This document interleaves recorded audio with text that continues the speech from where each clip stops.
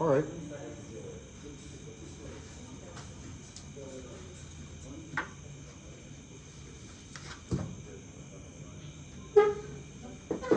Okay. Yeah, maybe I'm gonna close this.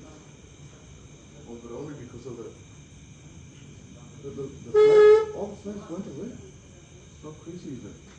What flags? Like those things? There were literally 100. Like I'm not even kidding. Like, there were 100 at one point, like an hour ago, when you guys left. 20 minutes after you go, all of them started appearing. All right, everybody's comfortable. Yeah. Everybody's okay. All right. So we're gonna start the podcast in 3, 2, 1, and nope. Wait, where's my phone?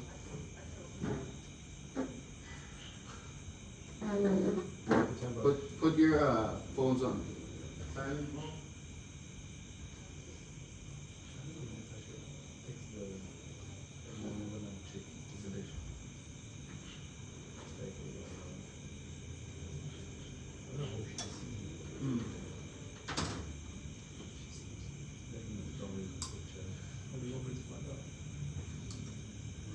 She says no as a see that never. And 3, 2, 1, and action.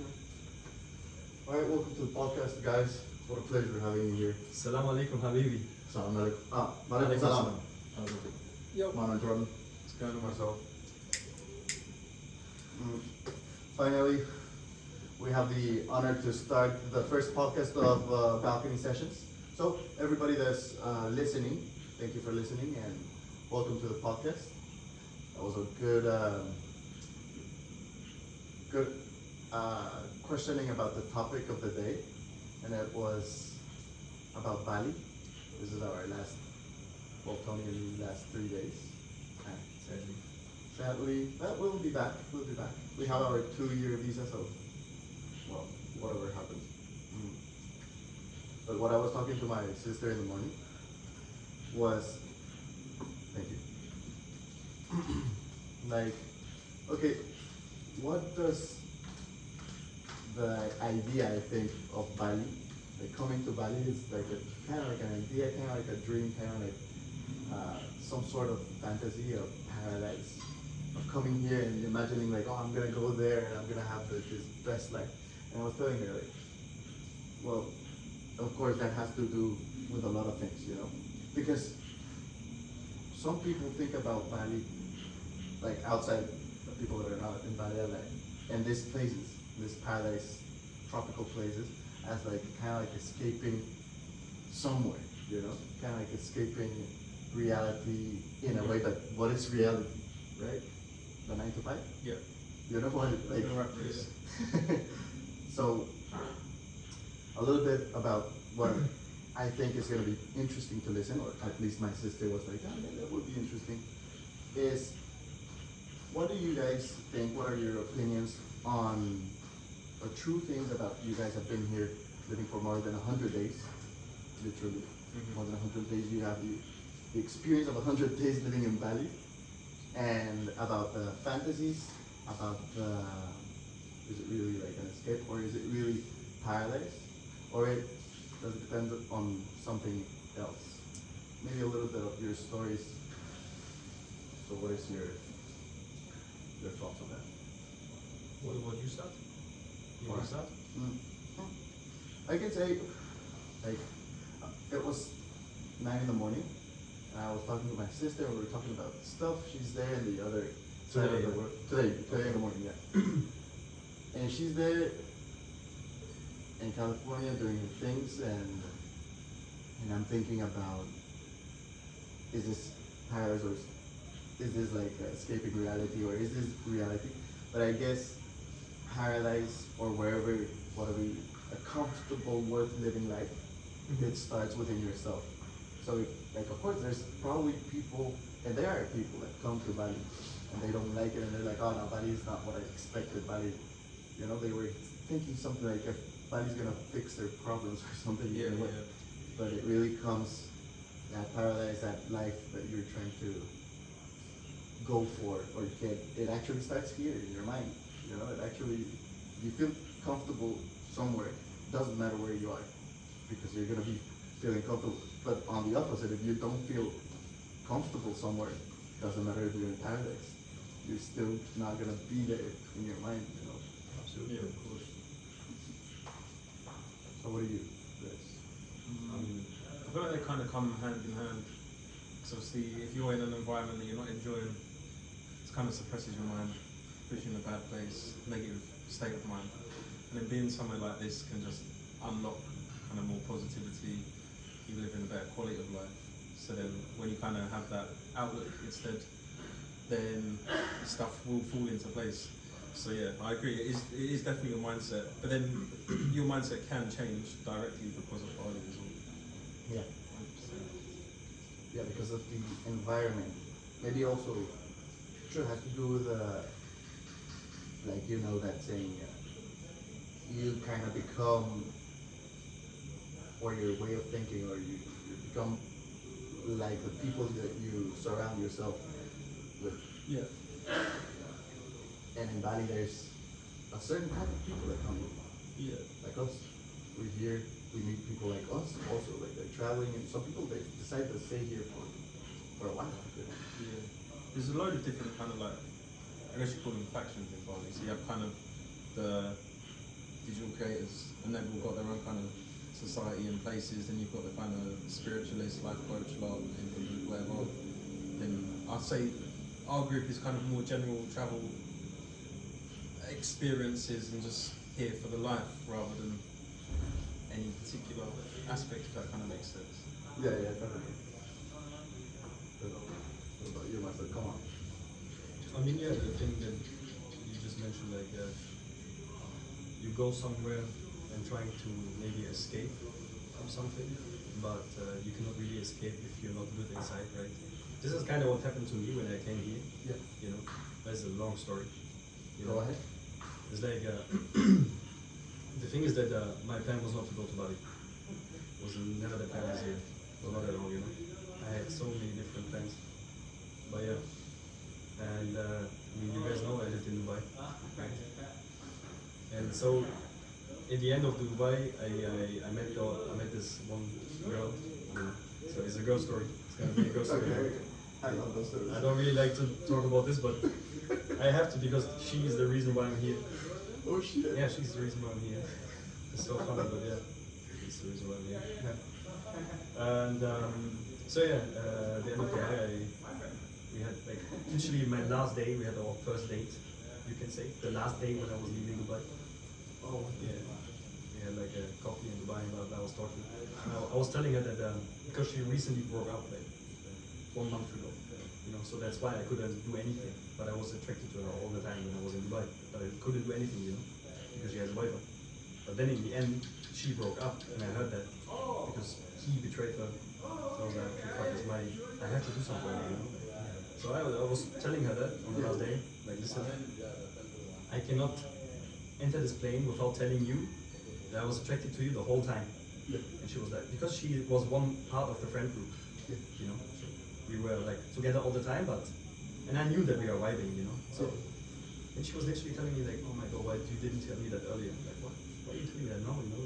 But anyway, and then I was flying home to Germany, and in Germany I was really depressed because of the weather, because of the people. I was back in the shit environment, you know. I don't like Germany, you know, and especially after Dubai. So, but she was kind of the reason why I was, how do you say, like I don't know, my mind was like, because we had phone calls every day, we were texting every day. And I was telling her, listen, you know what? You tell me when I have to go to Dubai, and I come for you. You know? She was like, oh, you're so crazy. Would you really do that? Blah, blah. And she told me, what are you doing on the 12th May? And then on that message, I just sent her like my flight ticket. So I was in Germany for 1.5 months, and then I was flying back to Dubai only because of her. No way. Yeah. What the fuck? Yeah. And the whole time we were talking about like traveling, together traveling, because she's really into traveling like me. And then we had the topic Bali, because she, like, her dream is to go to Bali. And I told her, listen, I was in Bali already. Oh yeah, for all the people who listen to this, I'm half Indonesian, so this is my 6th time now in Bali, so I know this place already really well. And I was telling her that, like, okay, so this is your dream, and I'm half Indonesian, I know the place, so you are, like, it's jackpot for you, you know? Yeah.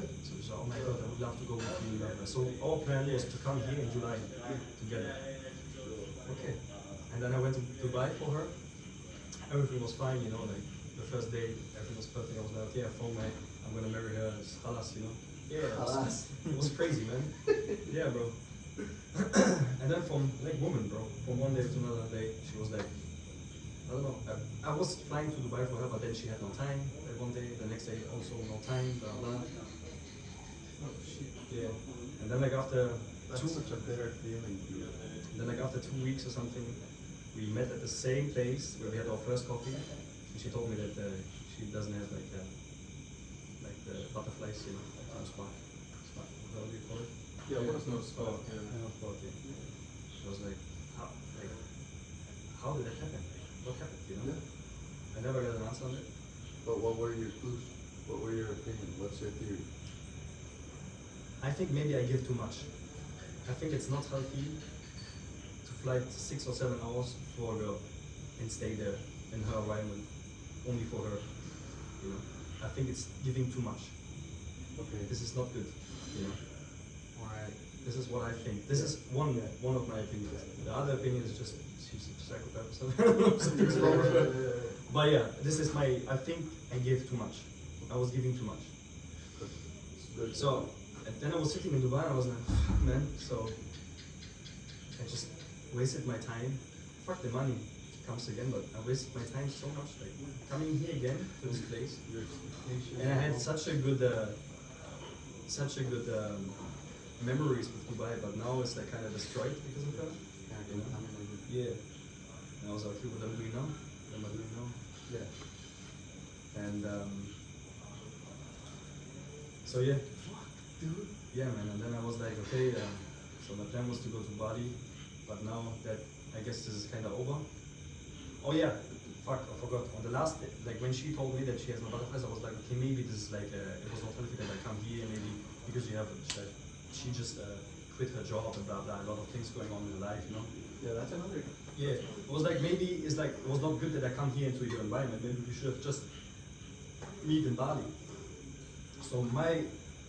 So I told her, listen, maybe we can just meet in Bali. You know, I do whatever now, and I'm getting goosebumps. it was the end of May, right? End of May, and I was like, it was the end of May, and I was like, listen, bro, listen, bro. Listen, bro. This That's is probably where it went wrong now. Yo, listen, bro. I know I said I want to suck your dick, but. Thank you. ¿Que quieres que mueva la acá más? Don't search it ahí. Tapa esta parte. Okay, we're in the middle of the podcast. Maybe we should just start talking in English. So yeah, go ahead and change that. Sorry guys for the guys that are listening. It's a little technical thing. We're fixing the cameras, just putting it in. Also, Tony just got back from getting a coffee and some water, and Marcel, you wanna tell Tony real quick about this story? Just so Tony. This was already a short, but yeah, I'm gonna try to make it even shorter. Yeah. Yeah. Actually, we're just talking about Bali lifestyle. Yeah, no, Sit here, go Tony. ahead, go ahead. Alright. If there's anything else you need, you let me know. Do you have me a coffee? Enjoy. We gonna join it? Of course I am. No. Oh. Doing this, yeah. Aw, Tony. Okay. I thought you didn't got me a coffee. Okay. I did got your coffee. Thank you. Okay. Sorry, myself. So yeah. So when she told me, Okay, but before, let me interrupt you another time. Because what you did there, what you did from Germany, telling to that girl that you're gonna, first of all, I don't think it was a psycho move or anything because you already had something with her. There was something already when you had your last, it was such an epic thing, that last coffee thing, it gives me goosebumps. That last, everything happened, and of course, you need some time when you finish a relationship. Of course, I understand, but that was epic. Yeah, That was epic. That when you okay, and then another thing, if you can call something like a gentleman in these times, not in medieval times, but dude, what you did, that was a question. You did it, but that's honorable. I think that's honorable. That's the That's kind of risking shit. That's the kind of shit that girls will be like, oh, I wish Yeah. a man would just do something like this for me. And then She was saying that. And also, a lot of men would say, "Oh no, yeah, I won't do that." A lot of men would say, oh, I would "How many?" 100% say I'll do that, but I would never do Yeah, that. how many would do it? How many would buy the fucking ticket in that moment and be like, and then do it? That's even scarier, I but didn't even answer. You know? I just answered with the ticket. that's like, to me, that's very, says a lot about you. Says a lot about you. Thanks, bro. And the commitment. Our relationship is a commitment, is a serious commitment, you know? I know. And I knew, you know, the thing is that I was in Germany for 1.5 months, and we were like literally having phone calls every day. Yeah. And I knew, bro, she is it, you know, like it is her, like I have to do it, you know. Oh god, it's kind of, You know? Yeah, And yeah. she was saying the same. This is the problem. Like she was saying the exact same. She was like, the last week was so Yeah. hard for both of us. We Yeah. couldn't sleep, nothing, because it was like she was like, you're actually coming and stuff. You know? holy shit. I mean, I could go more into this story, but I'm like doing it really short. You know, I could talk about the first date and blah blah. Yeah. You know, like then you would maybe feel it more. But I'm really trying to make it short Yeah. just to finally get to Bali, right? Okay. But yeah, anyway. But you know what's really funny? Mm. Like one thing in between. It's like the reason why I came to Dubai and got this job Yeah. was a guy who I met in Expo. He was a Greek guy, and his name is Costa. Costa. Okay, just Costa. Okay, the name is Costa. Yeah. The last day when I met her in Dubai before I left to Germany, we met in Costa Cafe. And the last time Talk about synchronicities. and the last time I saw her when she told me she has no butterflies was at Costa Cafe. And that flight cost a fortune.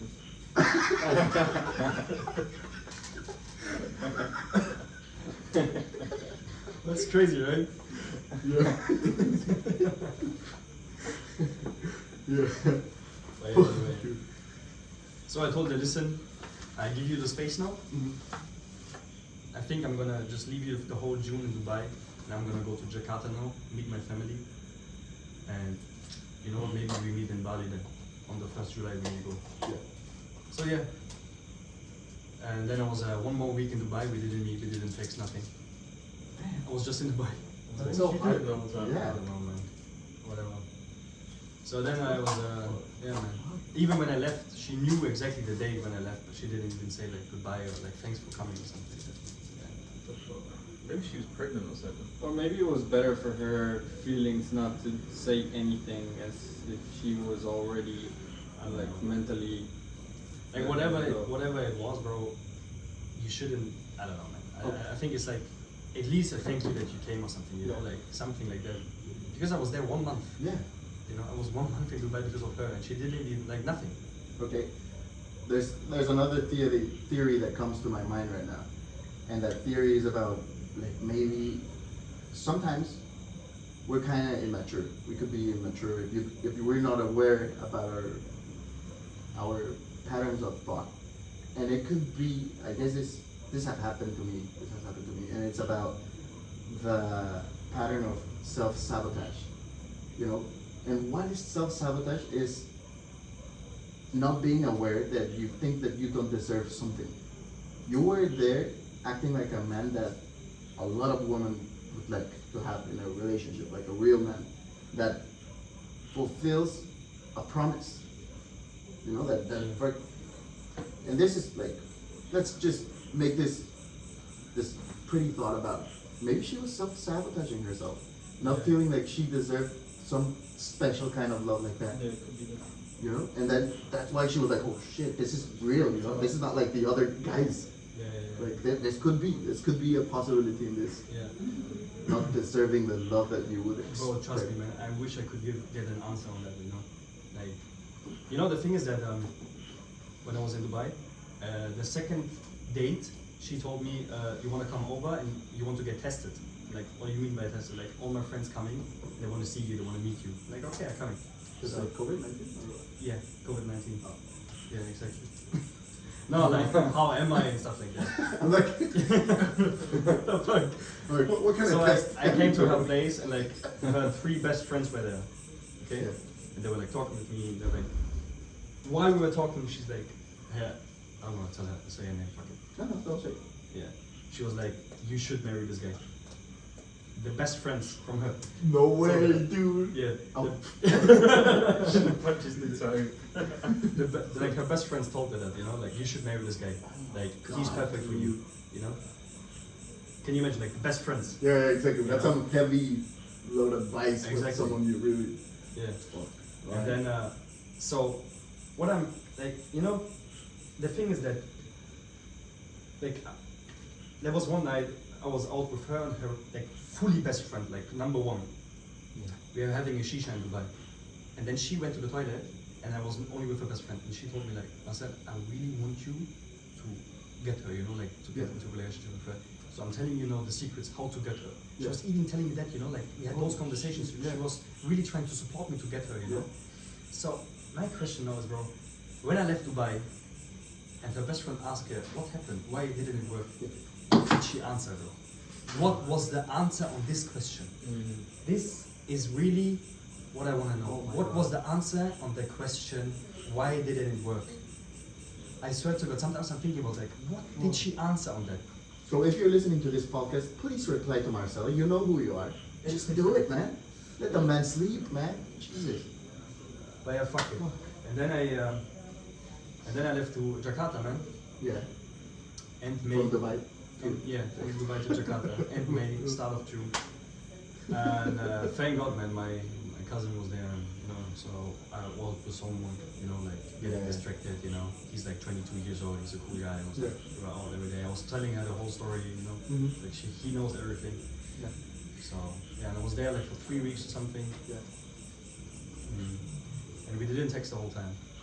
And then something happened, something really stupid, and we had like a small fight, you know. The girl? Yeah, me and her like texting fight, you know. Yeah. First, you didn't text at all, Yeah, and then yeah, something happened. Something happened, really stupid.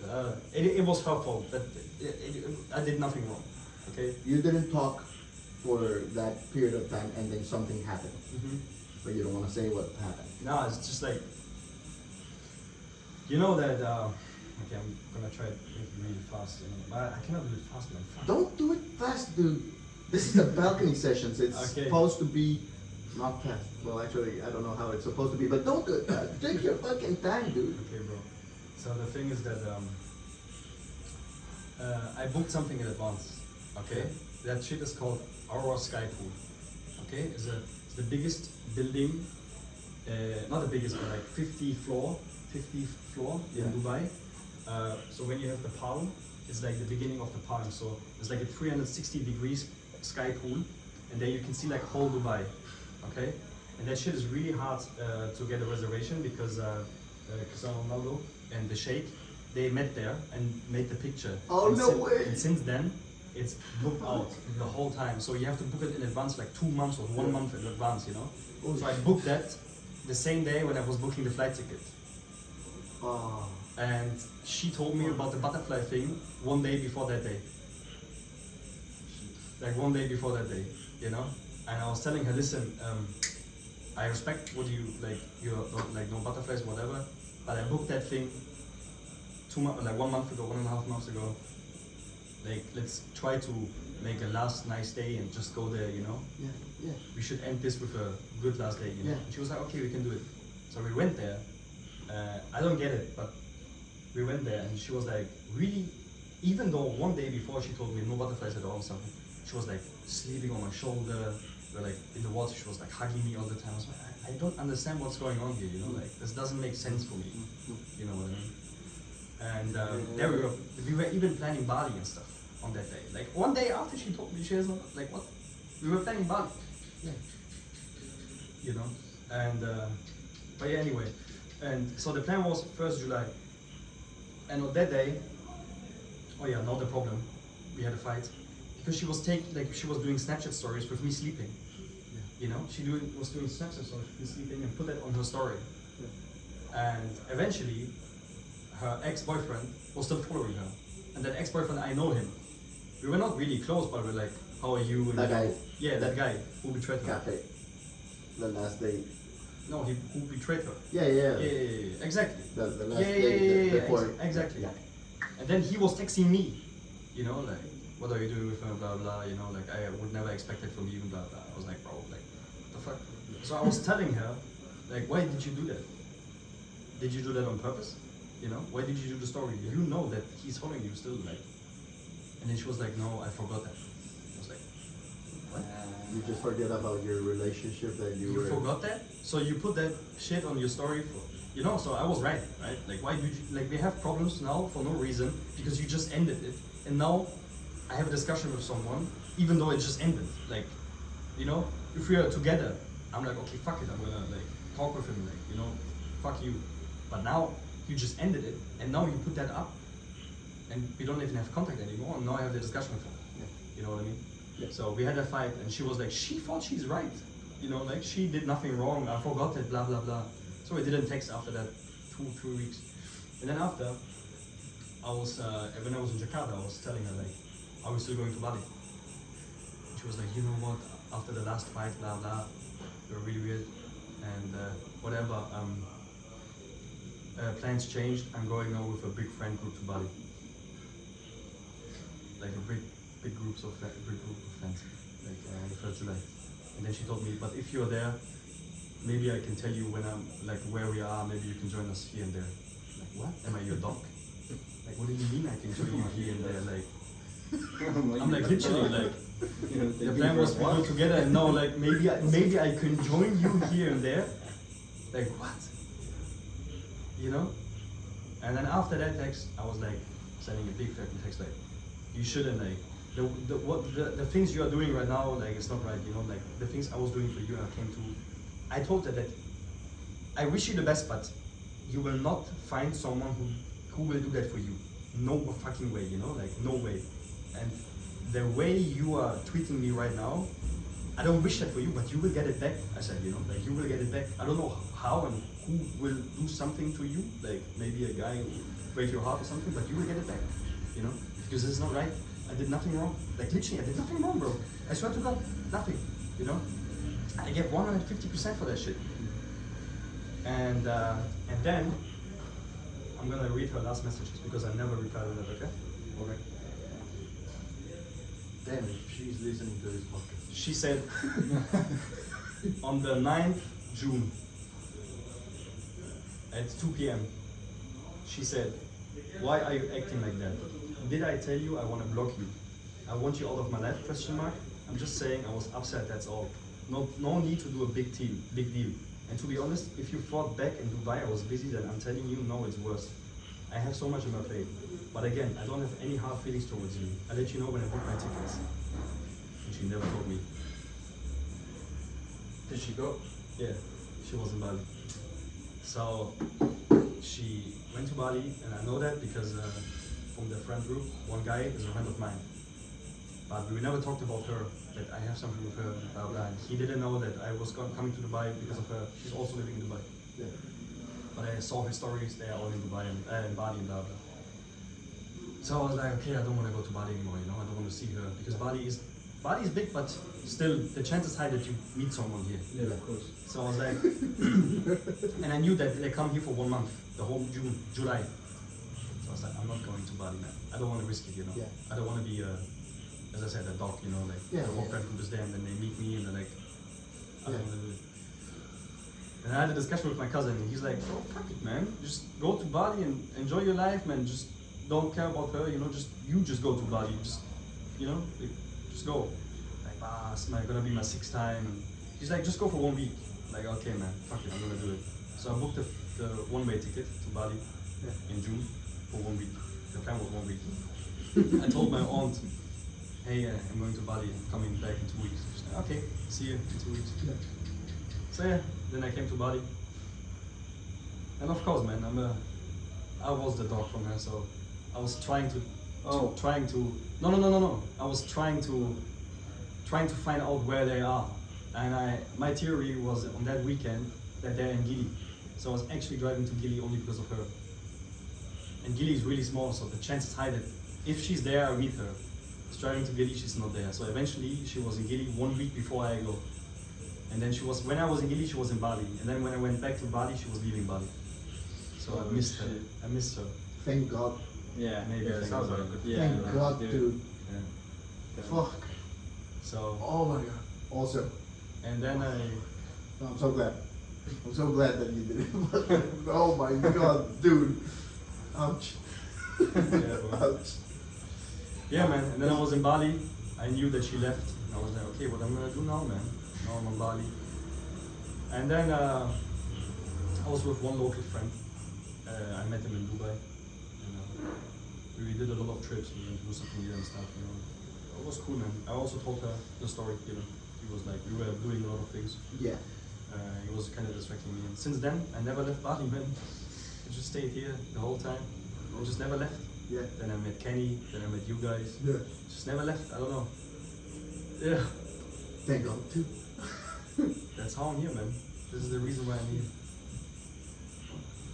So, And from all this, now I'm living here. Like what? You know? It's so funny, man. yeah. This is such a funny story, right? Yeah, it's a really nice coincidence of what, like, destiny. Because look, I think a lot about.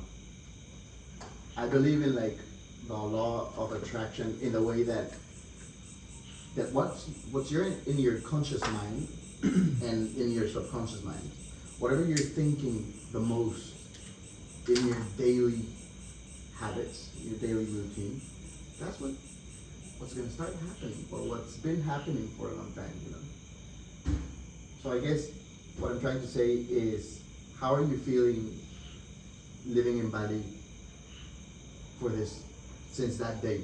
How do you think your life has changed into a better position? Do you feel comfortable? Or what's the feeling and in your thoughts? What's the thing about Bali? Why did you stay? Why did you decide to stay and still be living here? I think I was just escaping, man. Yeah. I was just escaping, to be honest. Mhm. Because I knew that wherever I'm gonna be a tiny bit depressed, because Dubai was the best time of my life, and I will never have something like Dubai. So only because of Dubai I'm already depressed. Yeah. And I knew how it feels to go back to Germany after Dubai. It was so hard for me. Yeah. But she was something that helped me Yeah. not getting depressed. There was still something like, okay, fuck yeah, there's something I'm gonna be happy, you know. Yeah. Because there's also one thing, when I went to Dubai, Yeah. I was in a relationship and I was still a student. When I came back from Dubai, I was single and my university ended, like I was done. So my life was like, I was just like, so I'm single now and I don't know what to do in my life, Yeah. you know. And Dubai ended, the best time of my life, and I was in Germany sitting like snowing outside. Yeah. Everything was so shit. But then she was there, Yeah. you know. And I That's was a good like, lifeline or something, isn't it? yeah, Glimmer of hope. yeah, exactly, exactly. Yeah. And then Mhm.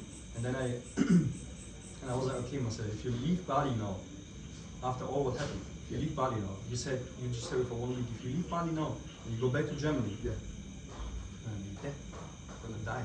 Like, you know, like Germany's not gonna help me. Yeah. I think I need to stay here. Yeah. I think this is gonna help me, like Yeah. heal me, you know. Yeah. So that's why I stayed. This was the reason why I stayed in Yeah. Bali. Hoping the whole time that this shit is distracting me and healing me. Yeah. And it did not the first 2 months. Yeah. The first 2 months was so shit. I didn't enjoy Bali at all. I hated it But why? because I was shit inside. And this is why I said it to you. You know? I was at the nicest place. Maybe 99% of the people on this planet Earth, they wish to go to Bali. And I was here and I didn't enjoy it. I hated it. Yeah. Can you imagine? Even me as a half Indonesian, I can speak the Yeah. language. I hated it. Yeah. Fuck, I don't enjoy it. You know? But I cannot go back to Dubai. Maybe I meet her there. Dubai is also fucked now. There was no escape plan. Yeah. I understand. You were in some sort of a mind prison. Yeah. And it's very interesting, like, because of what I say, because of the philosophy that I believe in, because of the things that I can see or that I am aware, and I believe that words are they have such an impact in our lives words are so powerful? Really? Because words are nothing but images. They're movies happening in our minds. And when I see, and when I speak to people, and I can, whenever a sentence, whenever a conversation is happening, I can have glimpse, is some sort of a clue that people are revealing about themselves, you know. And what I see in this revelation, these little clues that you give, by the things that you're saying, is something very important. Something very important that I think most of the people have in this world. Most of the people have, and it is that they, like, happiness is a thing. Happiness is an emotion, like the butterflies, right? And being able to feel good with yourself is not also about happiness. But most importantly, that something outside of yourself, outside of your mind, something external to you is going to make you feel happy is a concern. It's important to be understanding on that topic. So if you think that a girl is gonna make your life happy or miserable, that's gonna have such an impact in your life. Why? Because you don't have any control on that. That girl can tell you, I don't have any butterflies. And then because that girl is deciding your happiness, the things that you should be able to control in your life, then you're giving that power to that girl only. You know? So you're giving your power to something else, like if you weren't the captain of your boat, you know? Like if she was the captain of your boat. Like, that's not her life. This is not her life. This is your life. Yeah. And the things that you do in a daily routine should be first for you to enjoy this life, like what your cousin said. Go to Bali. She's not the owner of Bali. She's just gonna be there. And there's hundreds of people there. And there's hundreds of minds there that are gonna be so close to your mind or so close to your expectations, something that you're gonna enjoy the most, you know. But I guess that focusing on yourself, focusing on the things that you want, and being very aware and careful on the power of the words, because every time you say that, every time you say those words, I can see that image, I can see that mini clip, that mini movie happening in my mind. Like, she was making my life, I was miserable because of her. And you were. And every time you say it, you go to that place and you feel those feelings too, you know? Because images, the words become images, and those images create something important, something really basic, but once you're aware, then you start changing everything. Those images become emotions, and those emotions become chemical reactions in your body. You know, those chemical reactions in your body are gonna make you feel in a way. If you're happy, also, there was a little movie happening that makes you feel comfortable, happy, or what is happiness, right? Comfortable, enjoying, excited, whatever. That's another thing that I think about. What is happiness? Like, really? Oh no, people want to be happy. People, yeah, I want to have a happy life. Well, I don't want to have a happy life. You know? I want to have an adventurous life. I want to have excitement. I want to have fear. I want to overcome those shit and be able to tell my grandkids, hey, I've done this shit in this world. I've explored so many of this world, and the world is magical and it's exciting, and you can do shit. You can do a lot of things. You know, that's the kind of, if you want to call it happiness. Yeah, that'll make you happy. Yeah, that'll make me a life worth living. Yeah. That's important. That's gonna run my decisions in my everyday life, you know? That's gonna make me become the person that I wanna be. That guy. So I guess that's important too. You are a romantic person. You're gonna have a partner that is gonna fall in love with you, and you're gonna have the best experiences and moments, and such a loving relationship. You're gonna have it. Once you start focusing on the happiness, or the whatever you call happiness, whatever makes you happy, comes first with you, with your control of those things. You know? Yeah. Because to me, that girl, what? Like, I don't know her. Maybe she was an excellent girl and a 10 and whatever you want. Yes, I don't know her. But what I know about this story is that there was some things happening together. You know, there was some really good, like, the story is amazing. The things were fucking cool, you know, those things were fucking, then this happened the last day, and, you know, and then you were talking for so long, and then, whoa. And then she's like, well, you know what, nah. And then she's acting so cold, and then she's, like, she doesn't deserve you at all, after you, the things that you did, you know. But what is gonna be amazing is when a girl really is like, that guy fucking, you know. Maybe you should go for her best friend. Yeah, exactly. She obviously appreciated it. Exactly.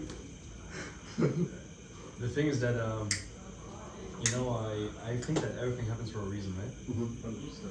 Everything happens for a reason. So now I'm trying to understand why all this happened and why am I here now Yeah, and why am I here for so long now yeah, and why am I meeting you guys, yeah, you know? And then because you just said that in the first place I have to be happy by myself, right? I have to be happy. yeah, And the thing is that I was in a relationship before her for 6 years yeah, and she was perfect. Everything was perfect. But it didn't work, you know? I don't know. I don't even know really why it didn't work, but it just didn't work, you know? And maybe because I was not happy myself, you know? And maybe all this happened now only that I land here and meet you guys. And for example, also you know, yeah. Francesco, because you told me you should start like, meditating and stuff. And since I do that, I feel like something is changing, Fucking nice. you know? And maybe this was all the reason that now I have to concentrate here on myself, trying to improve myself, Yeah, trying to be, because this is the first time in my 20s I'm single for over 1 year. yeah, In my whole 20s. Yeah. In 2 years I'm 30. You know what I mean? And I was never single. yeah, My whole 20s. yeah, So I was never alone. There was Yeah, yeah. always someone I can talk with. yeah. But now it's the first time I'm alone. You know, like I have to go through every shit by my own. And I don't have the experience doing that. Yeah, yeah, You know? Like now with meditating, to be fair, like journaling, I really want to do it, but I'm not the same effort I give into meditating, but It's okay. yeah, step by step. Step by step. Or like what do you do, like ice bath and stuff like that. I'm trying to improve myself. I'm trying to do something to like Yeah, be happy by myself, you know. And maybe this is why it all happened, yeah, you know. yeah. To show because maybe she was the perfect girl. Everything, she was 10 out of 10, you know. Everything was perfect. But maybe it would never work because I'm not happy myself. Because maybe that's the reason why it didn't work. You know, maybe something tells me, hey, listen, you have to first be happy by yourself, and then you can start something like this. Yeah. Maybe you're not ready. Yeah, but like, that, exactly. I understand what you're trying to say, Yeah.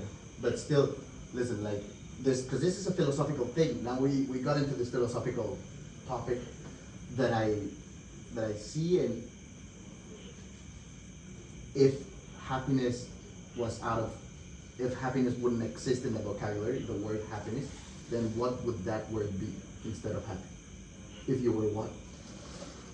Instead of happy, you know? Because I think the hardcore thing about being happy, let's use, it's not about being happy, it's about being aware. It's about being aware of the thoughts that are coming, you know? When you meditate, you can see thoughts coming, Yeah. and you can, in a way, accept them. Be like, yeah, but I'm meditating. I'm not gonna, oh yeah, but I think we should do this, you know? But in my mind is like another person. I think we should, like, oh maybe I'm gonna start doing this after this, and I'm gonna do the journaling after I meditate. Yeah, but when I'm done meditating. Yeah, and then I'm gonna do some push-ups. Yeah, but when I'm done. And then, you know, like, or some, like, things that you did in the past, that I did in the past, like, oh, no. Some things that, you know, yes, all of that, like, right now I'm just focusing on my mind. And then you start to come to a point where not a lot of thoughts are coming. Yeah. It feels peaceful. Yeah. But I feel like you're saying about if happiness wasn't a word. yeah, But I feel like for me personally, happiness is the feeling of being complete. So that's I suppose that's where the conflict comes in, because people think they're incomplete because of stuff they want for, whereas stuff they need they already have or is already inside of themselves. yeah, So then you kind of have to reach within, get that, and then you're right. Because as long as there's something external that you want, then you're never going to be satisfied in anything. yes, It could be something small as conversations, how you look, Yeah. or big fancy cars, job, money. But if you need all this shit, if you think you need all this shit, then you're never going to be complete. Something's always missing. fucking goosebumps, fucking goosebumps. That is exactly the definition. I would say, yeah, exactly. That is precisely correct. Feeling complete, feeling enough. Like, you don't have to have something external from you.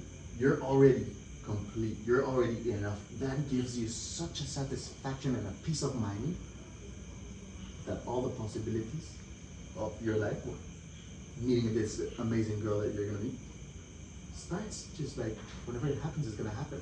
I'm already in the state that I needed to be. You're already happy. You're already complete. You're already enough. You know? And then boom, you're doing something a little better to improve yourself, to understand a bit yourself. Because you're still here. You know? You're still enjoying. Still like, now it's kind of like a playground. Now it's like kind of like when you were a kid. You know? When you start being complete. Because exactly, that's the thing about happiness. It's such a vague word. It's such a vague feeling. There's so many things that could be happiness. You know, like you were saying, oh, this car, this thing, this. Yeah, but that's exactly feeling like that's out of. Not like it's kind of far from where I'm at right now. Yeah, yeah. But if you're like, well, but right now, I'm in this freaking paradise with this freaking guys doing this kind of things, and that's amazing. You know, it's already happening. It's already happening, and that's fucking cool. You know, that's exactly it. But those are the things that you have to keep repeating yourself. Keep repeating yourself. Because as I was talking, and I'm also a believer in this about like people talk about ego. You know, no, the ego is kind of like an evil thing. The ego is this kind of like thing that you have to, but and you know like be aware of that. Like if the ego, like if people was just born with a bad thing in their minds and then they have to live with that shit through their whole lives. I don't believe in that shit. I think ego is not evil. Ego is not something like you have to fight or something. No, ego is more like a tool. You know, that other part of your mind, ego is more like something that you teach. That ego is more like a self-defense mechanism. It's a mechanism of self-defense, right? It's gonna help you to survive, right? And so when you're young, you teach your ego how you wanna start acting in a way. I don't wanna go to school and you feel a bit sick. You know, if you get sick, you're not gonna go to school. But when Tony and me, we were in the Camino de Santiago, we were thinking about this. I was thinking, some people were like, you're already a grown-up. You decided to do this 20-something day walking. And a lot of people that we were looking at, one day, they didn't want it to stop. They didn't want it to stop to take a break, you know? Us, we did. We're not doing it this spiritual way. If we feel so tired, we're gonna stop and rest for a day or whatever. Oh. Guys, give me 1 second, please. Yes. Hey, beautiful. Hello? Hey, how are you doing? Good? Good so? Fine, full happy? You're in the airplane? Hello? Oh, nice. Yeah. There's low signal here, but have an excellent, safe travel. You beautiful thing. And thank you for everything. Right now, I'm just recording this podcast with the guys. So, give me a call when you get to Singapore, all right? And we talk a little bit. I'll tell you how the podcast went. This is going to be actually in the podcast. Hey, actually in the future. All right. Okay, beautiful. Safe flights. Thanks for everything. You're an amazing woman. Do it. The signal was so bad. Was she boarded? Yeah, should have worked. Oh, 8:50, I think the flight was at 9. Super. So this we're getting into really deep things because this is important. This is important. Knowing about ego is what is making or what was making you feel in a way with that girl, like that, like you weren't enough, and that's why she did that. But really, the thing that I sometimes say to myself, and I've, like you, I've also been in a relationship or in relationships through my life, and I know what you're saying about like then having this space by yourself that you need it. It's important to have that, you know? And what I was trying to say about this is that People feeling sick. people feeling sick. I'm like, what was I trying to say actually? Wait, I remember Okay, yeah. back in the day when I was a kid, and if I didn't want to go to school, I used to have bunk beds, so like one bed on top of the other. Yeah. And I knew if I puked, my parents wouldn't send me to school. So like after dinner, I'd go and hang upside down off the end of my bed until I threw up. And I'd be like, Mum, I'm ill, I'm puking, can't go to school. Yeah, right? That's some psycho behavior. Yeah, but a lot of people are like that. Yeah, a lot of people do it. You know, they force themselves because it's like it's a defense mechanism. You don't want to do it, man. And you know, if you talk like a regular person, hey, I'm not feeling it tomorrow. I'm not saying that I'm not gonna go forever to school, but tomorrow I'm not. Bro, No, my dad, you know, like, say if I had the day off school and he'd come home, he'd be like, I thought you were ill, why are you smiling? Like anything you do. I thought you were ill, what are you doing out of bed? And it's like, bro, you can't do anything. Just hide in my room. yeah, exactly. But then when you grow up, right? When you grow up, you're already old enough. If you don't want to go, you can't just be like, I don't want to go. I don't need to puke. Yeah. But a lot of the people are not that aware to be like, I'm not ready. I can't just do this, you know. So they would subconsciously, not consciously, they're not aware. They're not aware that they're making their self sick. Fucking hardcore, dude. That's not only one person. I've seen this shit in a bunch of people. Yeah. And look, this is one case. This is just an example. Feeling sick is an example of some people that train their mechanism of defense. That's how we should call ego, the mechanism of defense. But you can mold it. How do you mold that shit? Through repetition. Through repetition. That's the only way. That's how everyone learns. That's how everything goes. Repetition.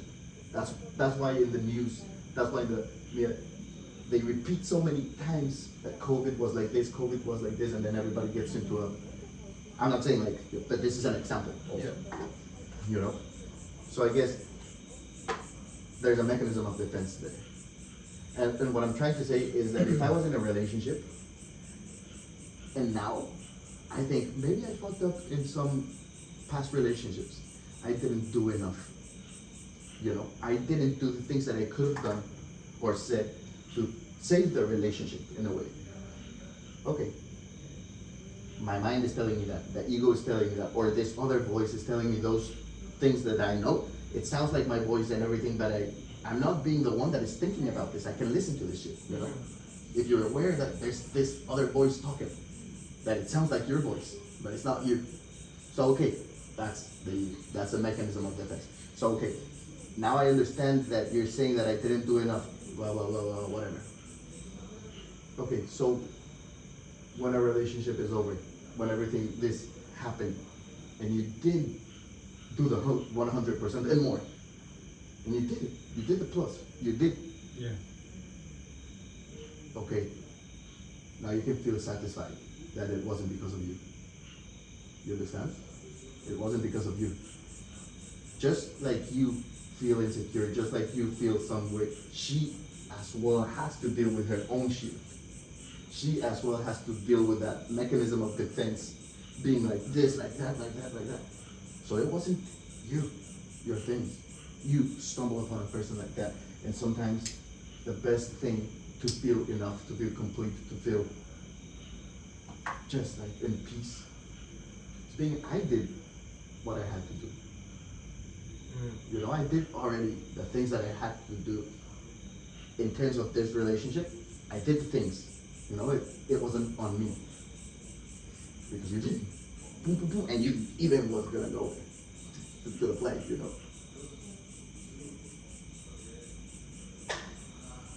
So this is the way how to deal against ego.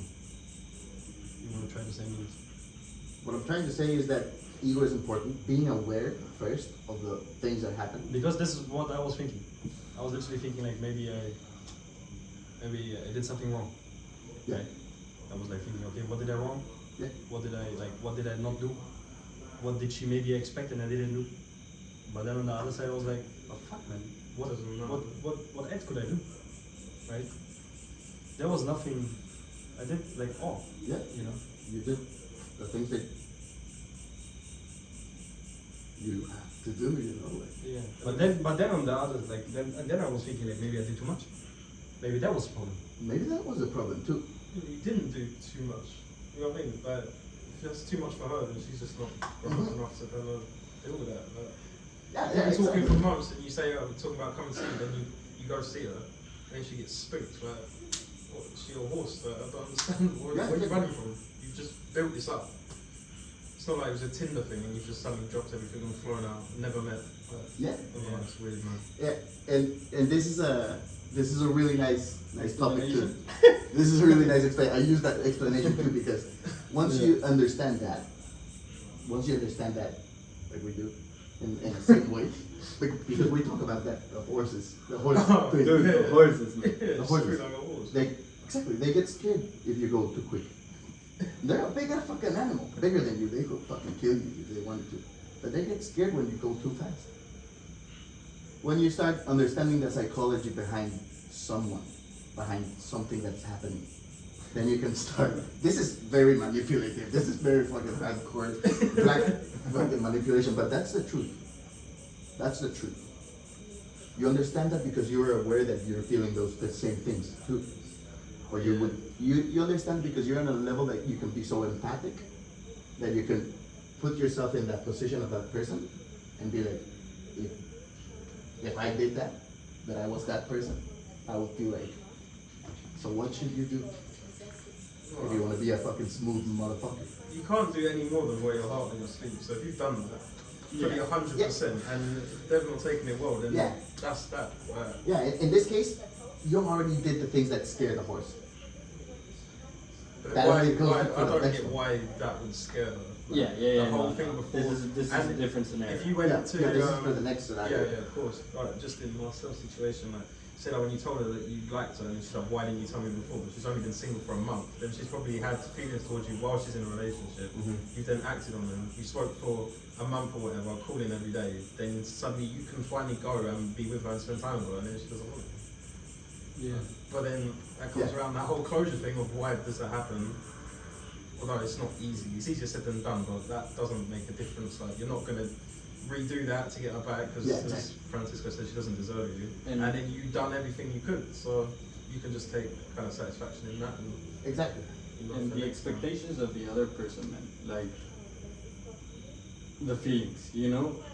I think a lot of people confuse their emotions and they don't know how to not deal with them, but they like the mixed feelings. You know, you might be overwhelmed, but you think you're scared, but you're not scared. You're overwhelmed of some scenario or some situation, you know, and that makes you back off of something because you misinterpret the emotion that you had.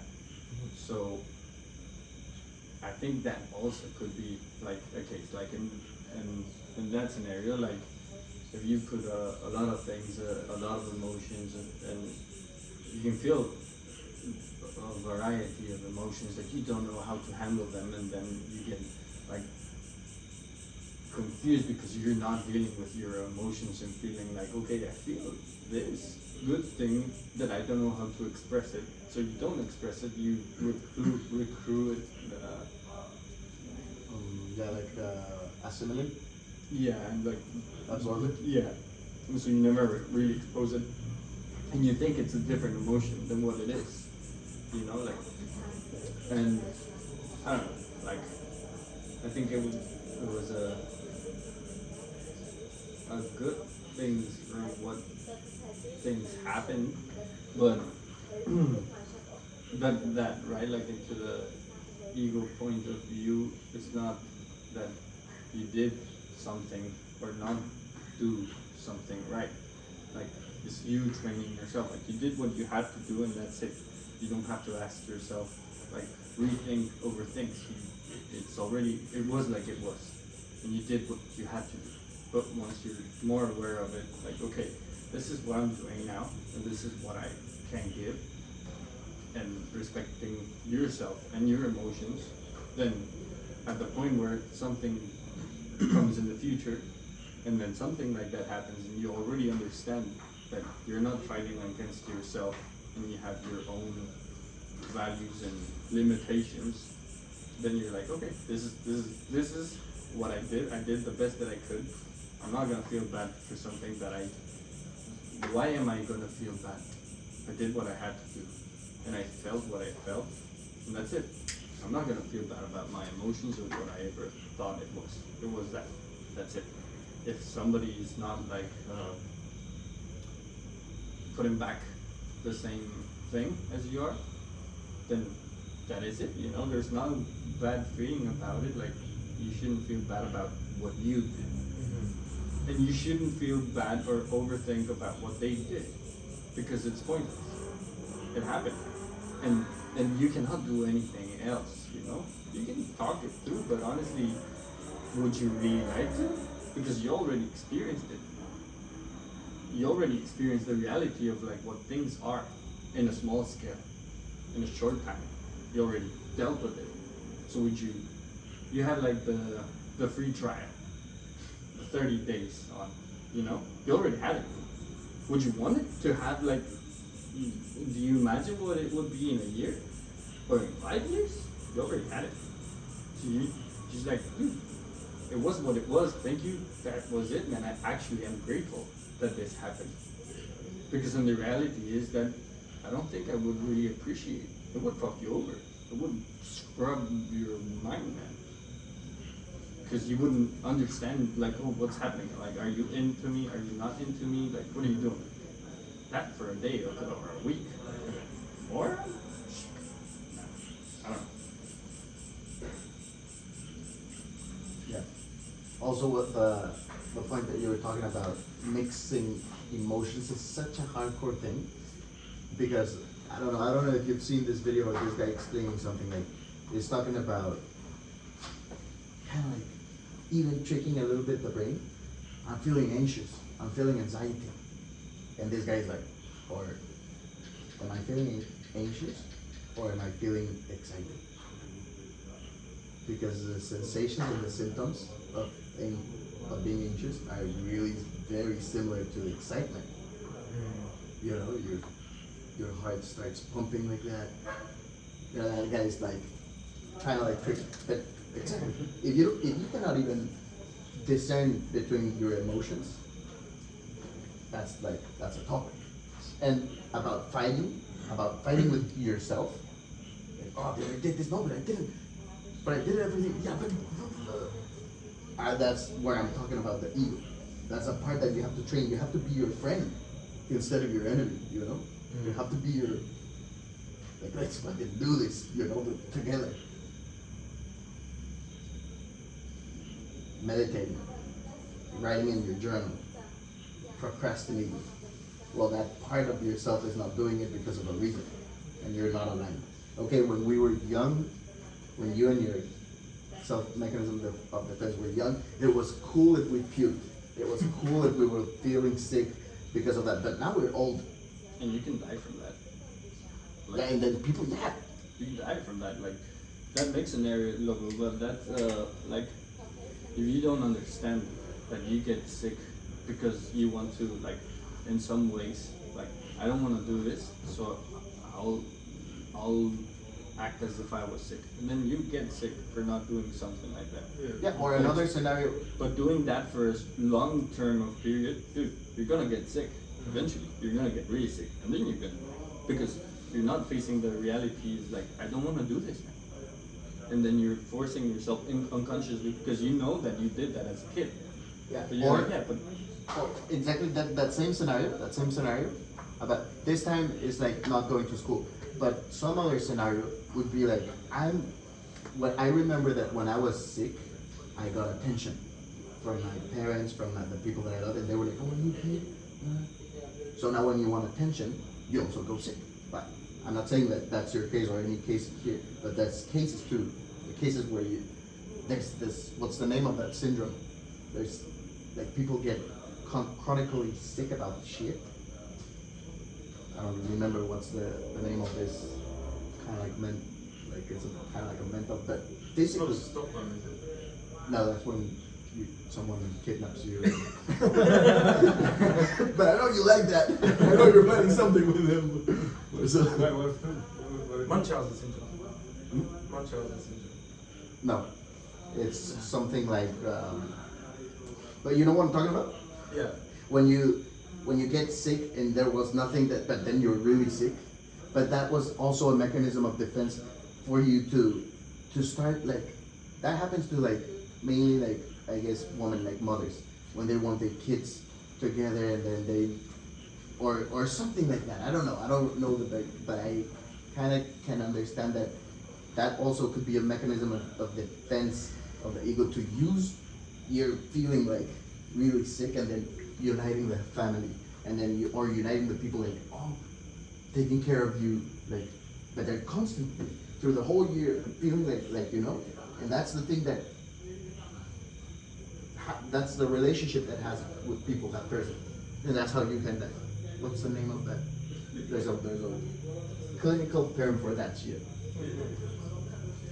So I guess it's important to know that weapon, that tool, that ego, to understand it. But mainly to be aware. First, when you're aware, then you start listening to that shit. Yeah. But yeah, are you overwhelmed? No, man. So what I learned for myself this year, Yeah. I'm traveling for 14 months no straight. Right? What I learned now is that I have a problem. I have a big problem, and it's overthinking. Okay. That's why I love the song "I'm a Mess" Oh yeah. on Malay because he's singing about that. What is he saying? Should I play it? Just the hook. Yeah, just a hook. And you know what? That song actually came out like right after all that shit happened with her, you know. Mm. And it's so funny that I saw this.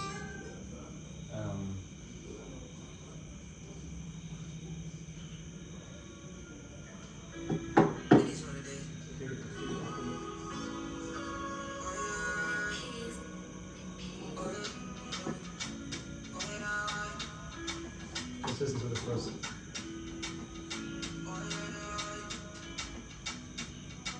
Sometimes I'm happy, sometimes I'm sad. I don't know what's over me. Sometimes I'm good, sometimes I'm bad. I don't know what's over me. I don't know what's over me. I'm overthinking everything. And I can feel like I can't understand the way I feel. 'Cause I am fucked up. I don't know how to keep on running. So I've been breaking through. I've been breaking too many shots of morning. So yeah, that's why I love this song. Yeah. And what I'm trying to say is like that overthinking thing is like, especially like exactly what he's saying. I know, I understand that if I don't stop this, it's not going well for the next 10 years. I have to do something against it. Yeah. So you know, and I'm trying to do my best right now to do something against it. Okay. Good, Yeah. good. I'm trying, you know. Yeah. I'm not saying that it's getting better, Yeah. but I think that especially when I meditate, Yeah. and especially when I did those 21 days meditating, Yeah. I think the last 5s, I was like, because I'm doing this with the application Medito, right? And then he's always saying like, whatever comes into your mind, just let it come, but then focus on your breath again. Yeah. And like the last 3 or 4 or 5, when I was like really just focusing on my breath, Yeah. I was like thinking about nothing. Yeah. I was like, oh shit, man, I can really do that. Like thinking about nothing. Just thinking, like literally, I'm just right now thinking about nothing. Just focusing on my breath. Yeah. Sometimes I'm even thinking that when I'm breathing, that's how I can easily get back to my breath. That's what I'm trying to do. It's like I'm realizing myself as a minion, Yeah. and I'm next to me, like the minion, myself. Yeah. And because of the breath, I'm going into my nose, and then I'm going out of my mouth again, Yeah. and then I'm getting into my nose again, like all the time. Yeah. And I was just seeing myself, like, Yeah. because of the breath, I'm going in and out. Yeah. You know, this is what helping me Yeah. going back Yeah. and really like thinking nothing. And then I was realizing like, fuck man, thinking nothing is fucking, it feels so good. Right? It's like restarting the PC. Yeah. So fucking good. It's good. And that's good. That's good that you can feel that peace when you're meditating. That's part of the meditation. Yeah. That's part of what it's trying to do. But also something really important is that you know what a mantra is? A mantra? I cannot define it now. Like a mantra is a sentence, is a phrase, mostly used in religion practices, a prayer, like the monks. Normally, or the Catholics, they would use a rosary or those things that with beads, that necklace, Yeah. and they would start meditating, but doing a mantra. And it depends, you know, the Catholics would do a prayer. The prayer is, and then the next beat, and they would repeat that mantra, repeat that prayer, you know? And the mantra is also a sort of a meditation, but I guess the important thing about a mantra is the repetition. You're repeating that with you're repeating that same phrase, that same prayer with every beat until you do like 43, or I don't know how many, like 42 or like something like that. So it's like 30 minutes doing that. But the thing is, the repetition. That's how you train your ego, that's how you train your mind, that's how you do a habit, by repetition, every day. And what I'm trying to say is, this song became a mantra to you know? And that's a dangerous thing, you know? Because this song is saying things that you're repeating those things every day and that song is gonna bring you some feelings about that time. And the song is literally saying, sometimes I'm sad, sometimes, but I don't know what to do, I'm overthinking. And you're repeating that. You like it, you're addicted to that emotion. But that emotion is bringing you nothing but suffering and overthinking and sadness and sometimes feeling good, yeah, but mostly. And this is a mantra. That's why I'm careful with the things that I listen to. You know, sometimes I like classical music because it doesn't say anything, but emotions, yeah, but there's no programming. You know, a mantra is a program.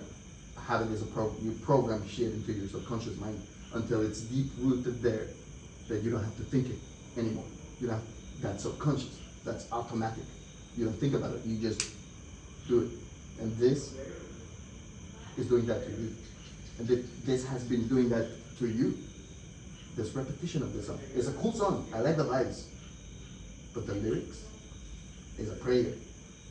Any song. Any song. Is it still a bad thing if you like, say listening to that could make you feel like what you're, so on a normal day to day when you feel like this, you're like, oh my god, why do I feel like this? This isn't normal, blah, blah, blah. But then when you see someone, especially like Omar, he's got like many people would want, and you see that he can also write and talk about feeling those feelings, then knowing that other people go through the same shit will give you a better feeling inside that, oh, this shit is normal. Like, Yeah. there is a way out of this. Yeah, I guess songs are so powerful because you can feel connected. You felt that connection, you know, and that connection makes you feel good because you belong you can feel connected. I am in that place, right? I'm in that position too. I understand what he's saying because I feel like that too, Yeah. you know? And you can feel depressed, and you can feel angry, and you can feel sad. Yes. But how long do you want to feel like that? For how long do you want to feel like that? That's the thing. And listening to sad music is smoothing, it's soothing, it's calming sometimes. Yeah. If you It's go through good. heartbreak or something, you listen to Yeah. heartbreak songs, sad songs. Like. Yeah, and it's good. It's part of the recovery. It's part of the understanding. Yes, I know. I understand that I'm going through this. And, you know, you don't have to be like a shield not ever listening to, because that's part of the emotions. That's part of the digestion process of the relationship. You have to digest it to really get it out of the system, and being okay, cool with yourself again. You know, but how long is the digestion process gonna take for you to start feeling okay and good and more constantly? You know, because yeah, like songs are mantras, especially if you repeating it, and you hit the on repeat button, and you like it, you feel it, you know, of course. But being aware of what the song is saying, being aware about the words, because like I said before, the words are images, and in those images comes the word sad. And sad for all of us with experience different things in our lives. Sad is a different thing, a different image for me, for you, but an emotion comes. You know? And we're not aware about the image normally. We're not aware in that deep state, you know. Don't think about a red hammer. You're not aware, you know, like, but because words are images. But that's the survival instinct, you know. You have to, and you're in a conversation, you're gonna understand what we're saying, you know. But overthinking, you know, that's what I'm trying to say with this, the mantras, the prayers, the repetition of things. Maybe I don't know. Maybe it would be a cool experiment that I don't know, but if there was like or self-reprogramming, you know, start like that process of visualization of the things that you would like to feel and to have and to, you know, because otherwise then you're letting some external thing affect you and guide you, you know, instead of you being the one that's gonna be guiding where you're going, guiding what kind of partner you would like to meet, to attract. And I guess that attraction is nothing but the subconscious of being open. The subconscious is gonna be open, the eyes are gonna be open to the opportunities of the subconscious mind. That's attraction, to me. I don't know, I'm not an expert in any of these, but that's what, to me, makes logic, is when you deep root something, that's what you deserve, that what you know, like, and so then you'll be ready, or you'll find someone, or you'll find your job, or the way you make money, or the way you handle your relationship with your friends, family, or whatever, or your love life, or your regular lifestyle, how you feel, has to do with that programming in your deep-rooted shit, you know, the things that you feed the intellect most every day. Yeah. The secret of success is hidden in your daily routine. That phrase, I don't know who said that, but it hits. The secret of your success, and if your success is feeling complete, is feeling enough, is feeling happy, it's hidden in your daily routine. It's hidden in your daily tasks that you program your shit to be thinking, you know. That's part of it.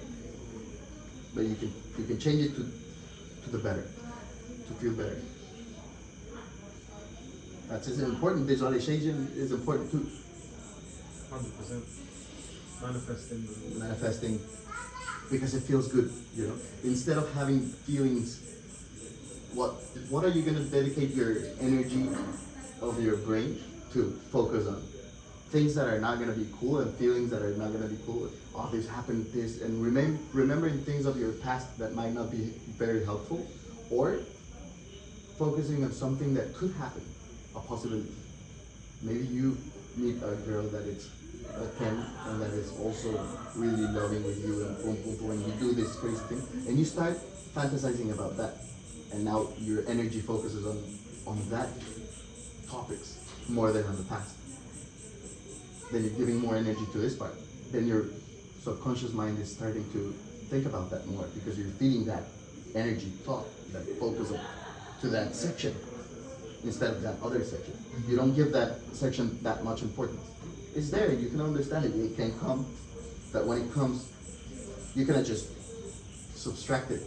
Something has to feel it, and you can feel it. So if not, you're not thinking about this, what are you going to think about? Then you can put this other image. Yeah, maybe this good thing is going to happen. Maybe this I would like to happen. Even if it's not real, but also the past is not real, it's already the past. That already happened, that's not happening anymore. You know what I mean? Like, it's super hard to do that these days, man. Like, for the majority of people. Yeah. And it's only gonna get harder. Yeah. Like, say when we was in school, it's like basically a conveyor belt of clothes. Like everyone wears the same clothes, spend the same hours wearing the same stuff. Then, I mean, like when I was in school, secondary school, yeah, it was a long time ago. Primary school, especially in the early years of secondary school, you kind of go to school, you have that time.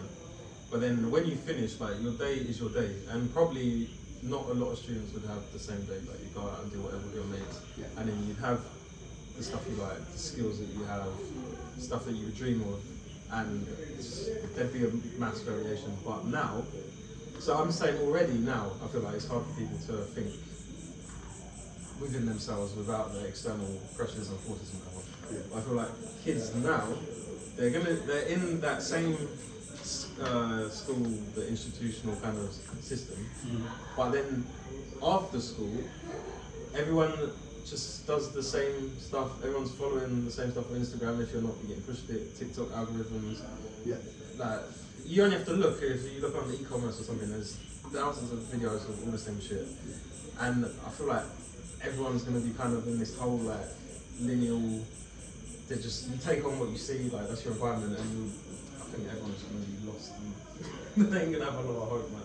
Yeah, it's hardcore. That's really hardcore because internet and this having the phone right here is so easy for you to when you feel any emotion and you poop, or you whatever you just train yourself to poop, and whatever comes there, that's the food that you're giving to your brain, right? Yeah. That's the thing that's gonna happen, like oh, and then you're letting this thing to think instead of you. So that's gonna be the programming that you start getting. And yeah, I think TikTok and all of those things can be a bit of a dangerous thing and making people not think. Yeah, Not, there's no individuality. So like, them things that you're getting programmed by, the things you're seeing are dictated by what brands or platforms pay the most money and what other people are watching and reacting to the most. So you literally can't escape it. Like, the more you use it, the more you're going to get shown what everyone else sees. Yeah. But that's not what life's about. It's like when you say people are scared to travel, they're scared to do this, like it's the unknown. Yeah. And then that's what I feel like unlocks that kind of individuality and the happiness in yourself and not needing all that external shit.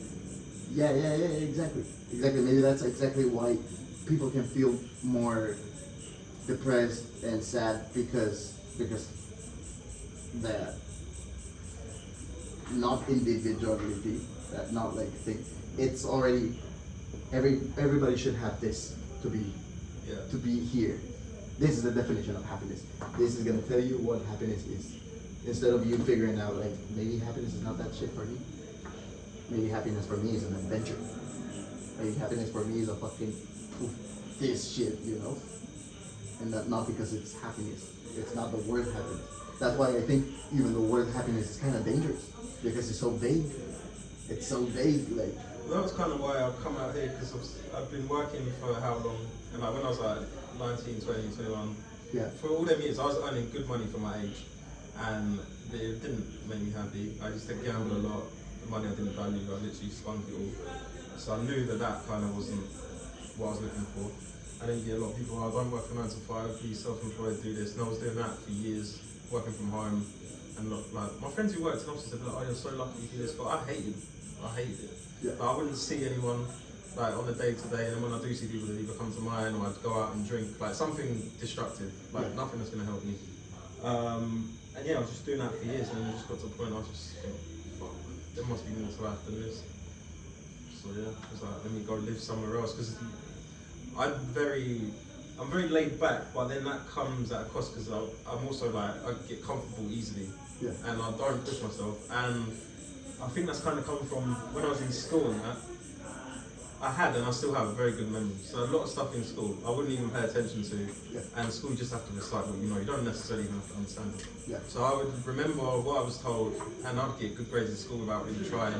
Mum and dad weren't particularly forceful on me either. They let me kind of do what I want. Not like I was disciplined, Yeah. but say like I was good at kickboxing when I was a kid, and I didn't want to do it. I could just stop doing it. Like they just kind of let me lead my own path, kind of Yeah. thing, which some ways is good, but I do feel like that's kind of hindered me now, because I don't. It was almost like I was lacking drive. Like Yeah. I was just like, okay, cool, I've got this. I'm just coasting, and yeah, that ain't a good ain't a good mindset to be in, basically. Yeah. So I thought, let me step out of my comfort zone, and then I ended up here, man. Fuck yeah. And that's a good question that I like about like what was the word that you used, lack of Drive. drive. Yeah. Is also saying something like lack of motivation. Right? Oh, yeah, 100%. It's something like, but what it comes to my mind when I think about that could be a lack of vision. Yeah. Why would you do this if it can be boring? I know that if this could be boring, because your intellect, your ability, your skills can grasp it fast. Yeah. Yeah, but if you keep doing this, if you keep doing it, the repetition of that shit, whatever you want, if it was kickboxing, if it was whatever the fuck, drawing, learning, whatever, but you keep doing it. The vision that when you set your goal over there, and then that's the vision. Yeah. You're not there. That's the vision. Yeah, no, 100%. You don't have to be motivated to do something, because if you do it, even if you don't want to, the vision is there. Eventually, I'm gonna get to the point that I'm a fucking rap star. Eventually, if I keep doing this shit, even if whatever. Yeah. Or I'm gonna be a fucking chef, and I'm gonna be able to. The vision is, and I guess that's something important too. That vision should be impossible. The vision should be irreal, surreal, crazy. The vision should always be something out of this world, something like no one has done that. That's impossible. Yeah. That's where the vision should It's be. impossible until someone does it. Yeah, exactly. That's where it fucking boom, boom, boom, boom, boom. My man, I guess that you have to pay attention to that little detail of writing that shit and put it somewhere near Yeah. and remember that. Yeah, I've definitely never done that. I'm not self-motivated either. Like, even before, say if I was, like, just, say gym for example, if I had a holiday or something booked, then I would be a lot more, I would attention more. But if it was just for my own health benefits or whatever, I'm not. But then that whole thing of on holiday, that's probably all external. So people that I don't really know, I look better when they see me. Like, the whole concept of it is just right. It doesn't make any sense whatsoever. Yeah. And it's the same in like a professional aspect as well. Yeah, I don't really know what it comes down to. Yeah, but I guess how I would see it, to me, what I the things that I like to do or that I would like to start doing comes more from this is what I go down, and then I'm like, okay, but this is my life and I'm still alive today. So the only thing that I'm doing right now, if I'm still alive, then you know what I want? A life worth living. That's what I want. This is worth living. this is worth doing, you know? What I don't like, me in my case, personally, is working in a spot that I'm only gonna have 2 weeks of vacations, because I like that fucking unknown shit. I like those adventures. I like to explore different things, and I like, you know, like that kind of thing. But the worth living, so for me, worthy life would be something, and for you would be something different. But what is worth living? So otherwise, like, What's the point? what's the point? You're already here, so use it. Yeah. You know? I just remember when I was like, anything, it was literally, what's the point? Like, why am I doing this? And then I remember, so my best friend is my business partner, and when I was talking about coming to Bali, he couldn't understand it. I don't know if it will make sense to you now, but when I was in England, I'd earn my money, and it would just go. Like, rent was like £1,200, and then bills and all this shit. My money's just going. That he didn't understand how that demotivated me to make money. So I'm like, what's the point in me making this money? Because I don't see anything from it, and then it's just gone. So fuck it, I can't be bothered. Whereas he's saying to me, that should motivate you more. Like, oh, I've not got enough, I need to get more. But I feel like it was so far past that point. Like, my whole mind state was just changed. So then I was like, when I come out to Bali, I can live cheaper and I'll have more money, and then that will motivate me to have more. He's like, no, it'll be the opposite. You'll be like, oh, I don't need to do as much because I need less. And then we was just talking about that, and what he was saying does make sense, but what I was saying has happened. Like, I've worked way more here than I did in England. Like, I was literally doing nothing. I've done more invoices last month than I have in fucking ages. And it's just because like, I'm in a better place. Like, I'm happier, and I'm getting something for my money, kind of, for my time. I'm putting in the time, and I'm seeing some sort of benefit. And that money, although it's cheaper and it's not going, I guess it is kind of going further. But the value of it, I'm getting that kind of life experience. I'm not just fucking paying for shit that I don't necessarily want or need in that kind of rat race in UK life. Yeah. Yeah. The choices that you're doing are more worth more to be enjoying this fucking weather. And it's funny because we're on so like different paths. So like, I was doing this for someone else, like another company. Then I ended up leaving and starting on my own. And he was like working on films and that. He earned quite good money. So then he had the money and I had the contacts. I was like, look, we can do this. We can make good money. He bought a house in May, like from the earnings of this company, and he's just got married and had a kid. And like, it was my thing that I kind of started. I've got zero savings, no missus, no house, and I'm out here doing this. And when I FaceTime him, he's literally like, oh man, I wish I was in your position.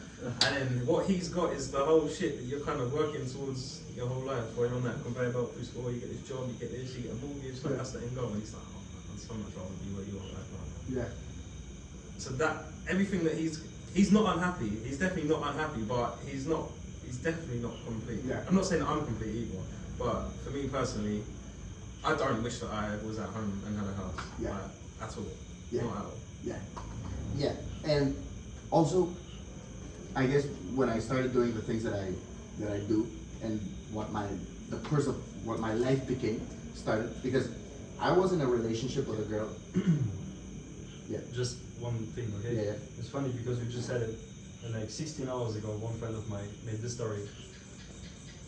I will be happy when I finish school, when I get a job, when I'm married, when I buy a bigger house, when I get a better job, when the kids are older, when I retire. Rest in peace. Yeah. Literally, man. No, and that's kind of cool because in this other relationship that I had, it lasted a while, and she was an incredible woman, and she loved me to the death, literally, and amazing. Tony knows her. She's not gonna be listening, man. You can tell the truth. Yeah. No. She knows. But she wanted to have kids with me, to start something, you know, and there was something about everything that I wasn't ready because of something. If it's something that is, if I don't know what's worth living, at least I know what I don't want to regret. Yeah. At least I know that, but you know, because if I grow up and I have kids, and then And then I started to become a frustrated man, like a lot of people are, like a lot of grown-ups, adults are frustrated with their lives because they didn't do their dreams, because they didn't thought that their dreams could be possible. You know, somebody or society or whatever, they accepted the truth that their dreams would not be possible, and I was like, I don't want to be at a certain age and then frustrated, grumpy, because I didn't do the things that I want to do. No, I want to be old enough or have my kids and their kids and whatever, and then tell them I wanted to explore the world. I wanted to have some fucking Indiana Jones adventures, and I did, and I did it. You know, if I'm not doing that shit, if I'm not on the other side of the world, which I am, literally, I'm on the other side of the world, meeting some really amazing people, doing some stuff that I've never seen or do. Yeah. Stuff And- people read about, man. Yeah, and then if I'm not doing that, then I don't know, like, I'm not gonna stop until I fucking start doing that shit, you know? I'm not gonna have a kid or be in a relationship or whatever, because, and to me, when I was younger, and maybe I'm still a people pleaser, so it was hard for me to say no. I couldn't, like, say no, and so I was in that relationship for a long time, and I break up with her sometimes, you know, and then she would go back to me, and I wasn't able to say, no, I'm done because I want to do this, and I think you're slowing me down in this thing, you know, that I want to do. Yeah. Until I did, until fucking heavy shit happened in my life, and I was like, Yeah, sometimes it just takes that little nudge. yeah. But yeah, what is a worth life living, or what is a life you won't regret? Because that, to me, that was a scary feeling. I don't want to regret Yeah, shit. man. I don't want to be in a deathbed and like thinking, fuck, man, I wanted to do this, man. Yeah, I wanted Why to do this. didn't I What a do it? scary feeling. Like, This is exactly the reason why I was jumping out of a plane in Dubai, you know. yeah, Because I don't wanna be, you know, in that bed and like, fuck man, I wanted to do skydive. Why didn't I do it, man? Such a bitch, man. Why didn't I do it, you know? You know? So now I can say like, fuck, I did it. yeah, You know? Yeah, no one died wishing they had more money. Yeah. yeah. Unless you could have saved your life from treatment. But like, Yeah. no one's been like, oh, I wish I had a 5-bed house instead of a 3-bed house. Yeah, Like, oh, I wish I had that Aston Martin. Like, Of course, oh, man. yeah. Shit, that Yeah. was nothing. Yeah, exactly. Nothing. And also that, you know, like talking to my friends and stuff about like, oh, I wish I had so much money to do what? Yeah. No, like if I could decide, I would be like my dream was being a professional football player, Really? soccer. No, like some of my friends. Okay, okay. And I was like, was that your dream? Because you love football, you love to play it. No, that would be the logical thing. But maybe that's not the deep thing. No. You want that lifestyle because that lifestyle brings the girls, and that lifestyle brings that big house and that thing and the happy or family or fame or whatever. That's Yeah, that's another thing that's shoved in your face. Like you can't escape football.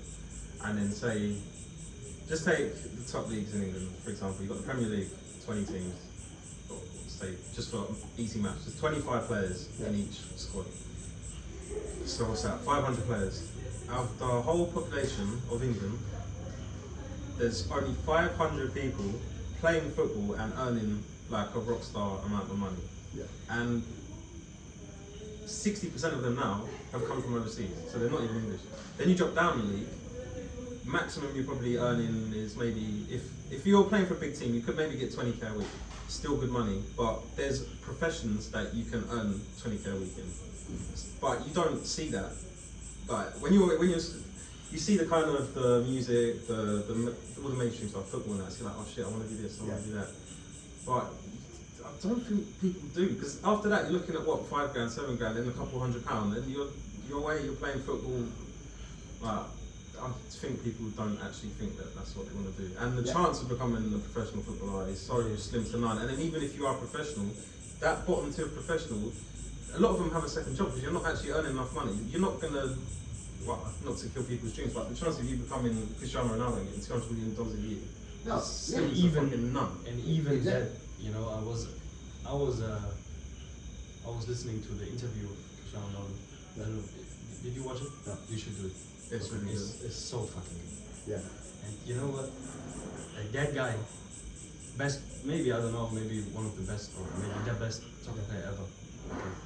And he literally said that one of his best days of his life, the day he enjoyed the most, was when it was, I think, New Year's Eve. You watched the thing, right? And then, I've seen like a lot of snippets. I ain't actually watched the whole Oh, okay, video. okay. You have to watch the whole thing, man. It's so good. And he and another player of his team, they were dressing like with a fake beard, fake hair, and going to a party, to a New Year's Eve party. And no one recognized, like no one knew that they're there. Yeah. You know, and they just enjoy the normal life. Yeah. He said that was one of his best days. Can you imagine? It's crazy. Can you imagine, like, that guy? He has like, I don't know how many Lamborghinis and Ferraris and whatever. Yeah. But he just said that, like, you know, like such a simple thing. Yeah. But everyone thinks he has the best life, but no. He actually wished your life. Yeah. You know? Yeah, and Like- yeah. No, it's crazy because yes, that like I guess even the fixation, the fantasy of no, I want this like this being a football star. That I remember my friend like saying that, and I was like, but is it really that's what you want? Because because I love football, yeah, but you can play football anywhere. Yeah. If you love football by what it is, you can go and play football today, right now, somewhere with a team of good players. You know, you could do that if that was your passion, playing football because that was your passion. But you don't want that. It's not only about playing football because you could do it, and if it was, you would do it every day. Yeah. You can do it. That is a possibility. You can do that. The thing that you want is there's a little fixation in everybody's minds. The girl that is gonna love you. You know, or like not having to worry about, you know, like there's something behind the dream. Yeah, of course. It's either the mega money, which again is just a small proportion, or the idea of you getting paid to do something which you enjoy doing. So it's not going to feel like work. They're the two reasons that you would want to become a footballer. Yeah. But then I feel like there's a fine line as well between something that you like and then when that becomes a job, like you can destroy it. And then what have you got? You're doing something you no longer enjoy, and you're probably not where you want to be. And then I mean, this is what happened to me, right? I was a professional gamer, and then I was fucking like coaching and boosting people, and then I fucking hated it. Yeah. I was like, fuck, man, I hate this. Yeah. It was the whole time was my dream to earn money with gaming, and then in the end I ended up earning money because of gaming, and then I hated it. Fuck. Yeah, because then I realized it's not that what I want, because now I'm not actually playing the game because I was enjoying it. Now I'm playing the game because I have to, because it's my job. Yeah. No, I'm not enjoying it anymore. That's why I've stopped. You know. Come shit. Right? So it's like, there's a footballer that we had that come out and said that he doesn't enjoy football, it's just a job, and people were outraged by it. Oh, well, there's no different. What do you mean? And I know it's easy to say they get a lot of money, they have a lot of benefits, but like, there's Raheem Sterling who plays for England. He was doing this video, and people be like, oh, more for like, was it mini violin, whatever, taking the piss, because he's like, he's got a daughter. He's never had Christmas with her. I think she's 7 or 8, and then he's like, only now that he's like, I think he's late 20s now. He's like, I'm saying like enough's enough. Like when I want this time, I'm taking this time because that's what means the most to him. Yeah. And yeah, like people just want normal shit when you're in that situation, and then you don't know how something's gonna make you feel until you have it, right? Yeah, exactly. Because at the end of the day, whatever profession you decide to take, whatever thing you decide to take, you're still human. You still have to eat. You still have to eat. You still have to shit. You're still gonna have fears. You're still gonna have hopes. You're still gonna, you're a human. Your day is gonna be very similar to everyone's day. Right? It's not gonna change if you're whatever you are, movie star, rock star, whatever. That because you still have to do the same things every day, like everyone else. But that's where it comes what kind of things would you like to do then? In everyone's life, even like, what kind of things would you like to do every day of your life? What is your routine about? What are the things that you're doing every day that are like, wow, I'm enjoying this life because I'm doing this. Yeah, I mean that's the dream, man.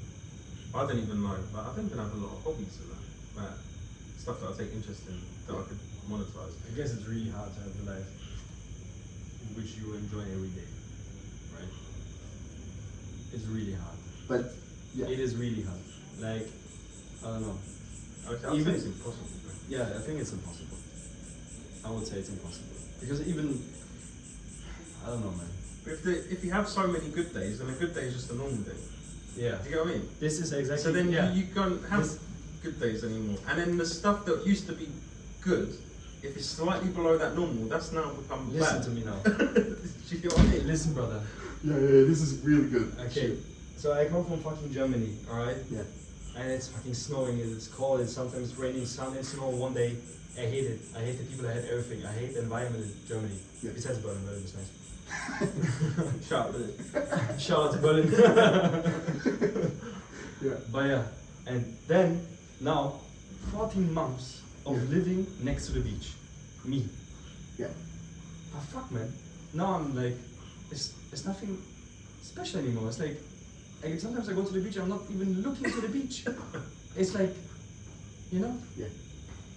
Like, so that's why I was telling him, like, bro, maybe I have to go in February to Germany Just to remind you. just to remind me Yeah.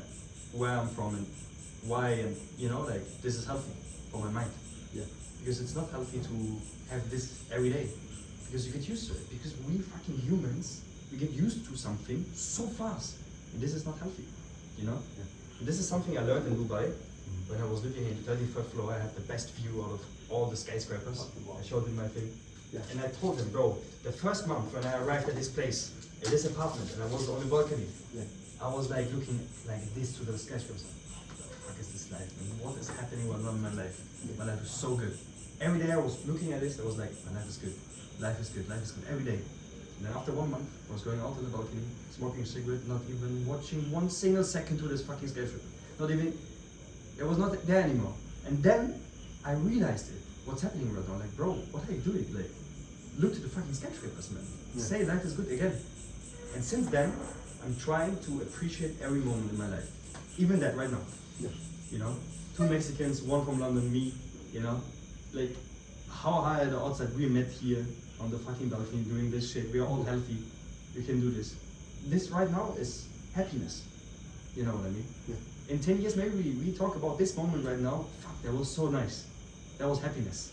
Yeah. You know? But right now, we are not really realizing it. Because you don't go inside yourself and they're thinking, oh fuck, man, right now this is happiness. You know? And since then, sometimes I'm just like, maybe you're talking and I'm like, in my mind, like, fuck, man, I'm thankful. You know? This is what I learned Yeah. from that thing, Boss. you know? Boss. Like even sometimes me and him, we go on the scooter and driving to X Bar. There's nothing there, man. It's so shit. Like there's no people, you know. It's like, but we were just driving there in the night in Bali on the road. Yeah. That small thing. Maybe in 10 years you think about that situation, and you would never imagine that you think about that situation Yeah. because there was nothing. We did nothing actually. We just, but for some reason, that was happiness. Yeah. You know what I mean? Yeah. So that's why I'm trying to be thankful every time. Yeah. Exactly. Every time. Appreciate every moment. Yeah. You know? No matter how normal that moment right now for you is. No. But yeah. What's that? There's a sign somewhere, right?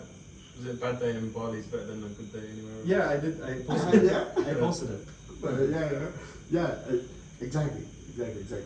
And if the wall says it, it's probably true, man. Exactly. Yeah. Exactly that. Exactly. I guess first key important is, well, whatever you believe, it's gonna be the power of the words again. And saying something is impossible, reaffirming that it's impossible. Cannot happen. Because then everything would be boring. Yeah, because it's part of the programming. You have to experience sadness to experience happiness. Mm-hmm. You have to have a contrast to know the other, you know, because this is such a Western mentality. We're all Westerns. We're all programmed. We're all indoctrinated into this mentality. Mm-hmm. The mentality of exchange the balance of this and that, you know. But yes, the key lies in, to me, one of the most powerful feelings is being grateful. Being grateful makes you feel complete. Being grateful makes you feel enough. You already have it. You're already there. Fucking nice. I mean, happiness, right? It's happening right now. Yeah, it's happening. Mm. Happiness. That's a good one. I never thought about that one. That's a good one. But exactly, being grateful for it. You know So- about, you watch Casa de Papel? You watch it? I watched the first season. Did you watch it? I've never seen it. No. No, really? Fuck man, you have to do it. But you know about Tokyo? Yeah. That girl? And she said one thing, bro. When she said that when I was watching it, I was going back minimum 5 times listening to it again. I was like, oh, fuck. And this is exactly what I just tried to explain with like being, like appreciate every moment. She said, nostalgia is finding out that things from the past you didn't even expect were happiness actually were. Yeah. You know? Yeah. This is nostalgia. Yeah. And it's fucking, when she said that, I'm like, fuck. You know? So simple moments. Yeah. Yeah, bro. That's why. Appreciate every moment, bro. Yeah, Be appreciate. thankful for everything. Exactly. Definitely being thankful for it. We've been. Like, bro, I don't know. Yeah. I started something here in Bali. Mhm. There's also maybe it's a routine. I don't know if you call it a routine or something. Yeah. I did it. I started it in June, and I'm doing it till today. Yeah. And I think I will never stop it. When I eat, before I eat, I just say I'm thankful for this. Yeah. I close my eyes for a second. I Is say, that what you do? I thought you was praying. no, I'm just saying that I'm thankful Yeah. Okay. because I think many people they don't appreciate this. Yeah. In a way, it is. But you know I guess so. what a pleasure it is to. That, bro, we can literally choose every day what we can eat. Yeah. You know how that is, bro. That is, we are rich Yeah. because of that. Yeah. Bro, tomorrow we can eat a burger. We can that we even have to like noodle burger. Pizza I had yesterday. Fuck it, you know. Yeah. Bro, you have to appreciate, man. That you know that. Yeah. That's why I'm trying. Whenever something is in front of me and I can eat it now, Yeah. closing my eyes, I'm like, I'm thankful for this. Yeah. Thank you that I have this right now. Yeah. You know, I'm not praying. I'm not saying thank you to God or something. I'm just saying thank you, Yeah. and then I'm eating. You know, those are small things. Maybe those are routines Yeah. to appreciate also moments. Yeah. When you appreciate even your food, Yeah. you start to appreciate moments. Maybe I have this from there. You know, Yeah. Of course. but this is what I recommend this to you guys. Like, if you see the food in front of you, just close your eyes for 1 second and just say thank you, and then eat. It takes you 1 second, bro. Yeah. But trust me, bro, that shit is a lot. Yeah. Yeah. The feeling is the top notch. Yeah. Is the ultimate feeling. order a coffee? No. Definitely. That, but since some days and since years, I like before when I was younger, when I was more immature, I would feel like I needed to be somewhere else. You know, and you know that phrase that they say that you are where you're supposed to be. Then when you embrace that shit, you embrace it. Yeah. You have to be there. You have to be here. And then every day is a good day. Like to me, every day is a good day. To me, I do live in a every day is a good day. I can feel a bit tired. I can feel like things can go a little, but every day is a really good day. And especially because I guess also like the routine that I have, the things that I like to do every day, Mm-hmm. make me feel satisfied with my life, because I know that if I do these things, I'm expanding my mind, you know, and when I'm expanding this, I'm being aware of things and I'm being grateful for that. and I'm being grateful for the things that I don't know. Do you feel that like every day's a good day? Is that since you've been in Bali? No, No. because since before, way before. Okay. And also that thing has to do with little things. Like before, like when we were in California working there, even the days and the sleeping in a sleeping bag in a tenting camp, afraid of shit that could happen. You know, like freaking crazy shit. Even that, in those moments, I was sleeping and I was like, I'm so thankful. Right. Even those days were good. Even those days, I would tell Tony, but how cool shit that we do this shit. Yeah. You know, like, but it was a good day because you're doing it. You know, those things you're doing. Yeah, a day is a long time to be bad. I'm just thinking now that I can't remember last time that I woke up and it started bad and it was bad throughout the whole day and I went and you go to bed and it's still bad. Like that's rare, right? Like Yeah. shit happens. No, I Yeah. had it. Really? Oh man, I I've don't done it know. like a few days ago. Remember? When I didn't sleep and then I woke up, I didn't have time to meditate. Yeah. And then I ordered food. The food took 3 hours. Oh yeah. And then the food arrived, and I was craving for Coke Zero, and I had 3 Coke Zero in the fridge. Oh, you were the one that put that sign? Yes. That's some of the Bro, listen, bro. I was telling Jordan. I Jordan, didn't know who it was. I just finished 3 Coke Zeros. I don't even drink Coke, man. I just drink them to make him mad. I was like, I don't know who this guy is, but I'm. Nah, That's why I don't like you. No, listen, bro. Like literally, that day was so shit. You know. Yeah, but then if you put that into perspective, you didn't sleep much because you was either watching football, playing World of Warcraft or shagging, Yeah. self-inflicted. You then went to work. Why didn't I sleep? I don't know. I don't remember. It was one of them 3 or 4 reasons. So it's the only thing you've been doing. But So, anyway, self-inflicted. And then your soft drinks were in the fridge. Like, that's not really a bad day, is it? I mean, I get it in the scale, right? It's not, things haven't I gone don't know, well, like but- small things coming together, you know. Bro, I was so hungry. I was saying, bro, I cannot. I'm dying right now. I'm so hungry. And then I was asking, bro, do I have to order a Coke Zero? But wait, we still have 3 in the fridge. He was like, yeah, man, we still have 3 in the fridge. I was like, okay, fuck it, I'm not gonna order. Yeah. So then I ordered the food, and I was so hungry, bro. I was even shaking because I was so hungry. And it took 3 hours for the guy to come. 3 hours, bro. 3 hours. And then the food arrived. I was like, I'm so happy now. Yeah. Walking to the fridge, and then there's no Coke Zero. And I'm like, what is happening today? What is it? Yeah. And then after that food, I was just going to sleep. I was like, I have to end this day. Yeah. I'm just going to sleep. Yeah. That day has to end. It can't get better. Yeah. And I guess why I have a really good day.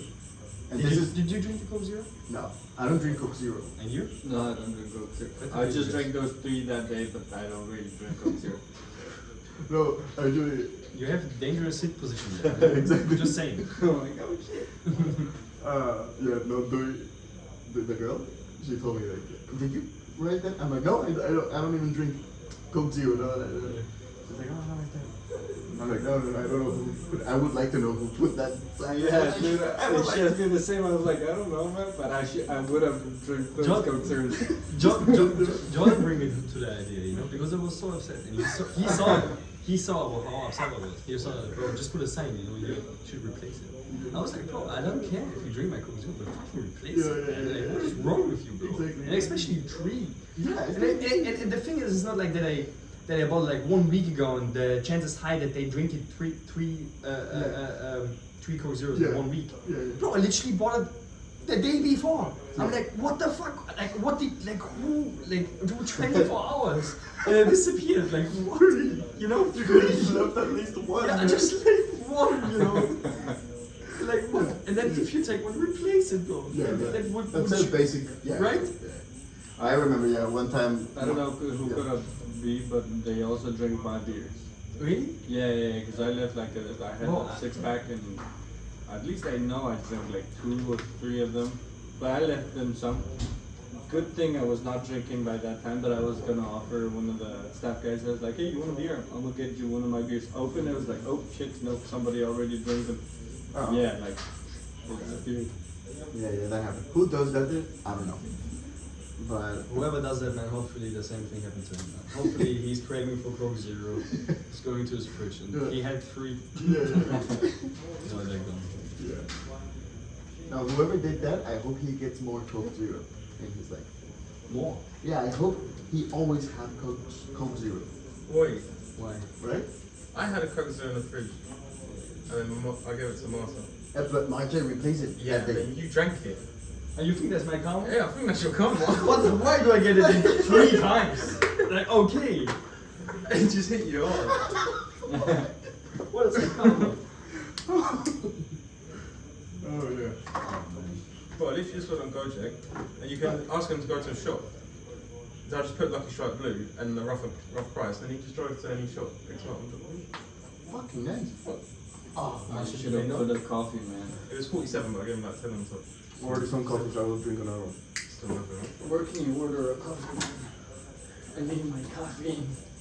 I need my 6th coffee of the day. Nah, it's my 4th coffee. No. Yeah, 4th coffee. Me is like my 5th or 6th. Yeah? But when we were in the Camino de Santiago, we were walking, Tony had this mantra, and he was like, this is the best day of my life. Mm. He would say that every day to the people that was passing. And talking about the best day of your life, it's a really hardcore thing to think about. Oh, yeah. Because if you say that this, it's kind of like a curse. If you say, this is the best day of my life, it means that all the things that you've lived, thousands of days, that was the one. And you've already lived thousands of days. That was the one. So most probably, whatever is left of your life, maybe it's not gonna get close, you know? Did you pinpoint the best day of your life? No. But that's what Tony said. The problem is Every that day was the best day of his life. Yeah, yeah. Even whatever happened, it could have been the most boring fucking day, but it was the best day of, you know, but that was the mantra. Tony, like, just like installing that shit. But I don't Yeah. think you can say there's the best day of your life because there's different ways of best days of your life. Yeah. You know what I mean? Yeah, it depends. You It could be depends on really your successful in perspective. an exam is the best day of your Yeah. life. You could be, I don't know, you gift something to your mother is the best day of your life. Right? Yeah. Also, you, I don't know, fly back to your hometown, best day of your life. Yeah. You know, it's like, Yeah, you yeah, cannot say this is your best day of your life. But you can say it's the best time of your life, I think. Best Yeah. day.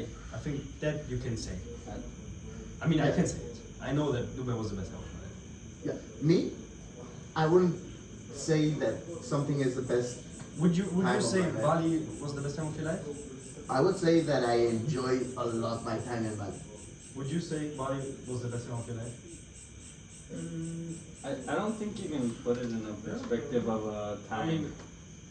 I've loved it, and still I'm loving it. Mhm. I don't know, and you're asking the wrong person. I couldn't even tell you my favourite film, never mind. Yeah. No, but I think like you're living the best life. You know, you're living your best life in the way. If you're living your best life, you feel comfortable all the time. You know, it's like whatever comes. We're leaving in 3 days. I've had a fucking amazing time. When we go back to wherever we're gonna go, I'm gonna have a blast. I'm gonna have a freaking amazing time. You know? And when I'm there, I'm gonna be thinking about Bali, you know? I'm gonna be digesting Bali in that moment. Just like here, we had time to digest our past travels. Still today, I'm still digesting shit of my previous travels, you know? Like, You not, man. I had this with him. yeah. For some reason, I cannot, bro. I cannot digest the. For example, so when I was in Jakarta and I was calling my friend in Germany, I was like, Yeah. "Oh, you want to go for a trip?" He said, "Yeah, man. Where do you want to go?" And I was like, "Okay, should we go Thailand?" He said, "Okay, let's meet in Thailand." So we meet in Bangkok, Yeah. and we had a crazy ass 2 weeks in Thailand, bro. Yeah. But I never digested it. He went home to Germany. He's like, "Bro, I'm so depressed. Oh, Thailand was so good, man. You remember this? You remember this?" I was like, "Yeah, bro, I remember, but I'm not really thinking about it right now because I'm busy right now in Bali. Yeah. I have no time to think about Thailand. Yeah. So, bro, I'm really scared about First I Germany. did- Whenever I go back to Coconut Germany, I'm like, milk oh and shit, I coconut was in milk. Thailand, I was in Singapore, I was in Abu Dhabi, I was in Bali. Yeah, I was in Bali for 10 months, like, what the fuck? Don't Like, order. boom, you know? Yeah. But for some reason, I cannot digest, like, I don't know how you They're can getting, digest like, here easier. past travels. I don't know how. Because also when we've been traveling to so many shit, you know. Yeah. And Bali here is like a headquarters. It's like I let myself be kind of like in a position to feel in home here, even though it's not my home, and even though it's the first time that I've been here. I let myself feel in peace, feel in love, and if one day I don't want to do anything, I can do it and it's okay. And and it's not like today I'm gonna digest this, you know, it just happens naturally. Yeah. But the thing is that the past months have been crazy too, you know? Like, before this we were in Vietnam, that was a crazy thing. Before that we were in India, that was a crazy thing. Before that we were walking in the Camino de Santiago in the northern Spain, that was a crazy shit. Before that I was living in Valencia, that was crazy shit too. I haven't had time to digest any of that. I haven't had time to be like, oh, I was doing this and I had this partner and these things fucking happened to me, and to me that was normal. All of this was like, that's what I'm experiencing. I think you know, you that's- really digest something if you're in your comfort zone where Yeah. you used to be and you're totally alone, you know, and then you think about like, Well, where is it where you used to be if you don't have that place anymore? that's a good question, bro. Yeah, because that's us. We don't have a home anymore. You know, we Then don't you will live in never Mexico digest, bro. anymore. Then you will get fat. Yeah, exactly. You see, so it's what he's saying, like the digestion, you do it on the way, and maybe you never stop digesting, you know, because you'll digest and you'll know what you know when the time comes. Other than that, it doesn't. It's not that it doesn't matter, but you don't really need it. What do you need to digest for? You already digest it, you already use it. When you need it to use it, you use it. But if you're all the time moving, eventually you might stop somewhere, or maybe not, you know, and you might never proper digest something. But like as you say, like you have like one day, then you have a bunch of days. In like, all right, so let's say like in India, right? We were in India and stuff like that. Not every day we eat like crazy stuff.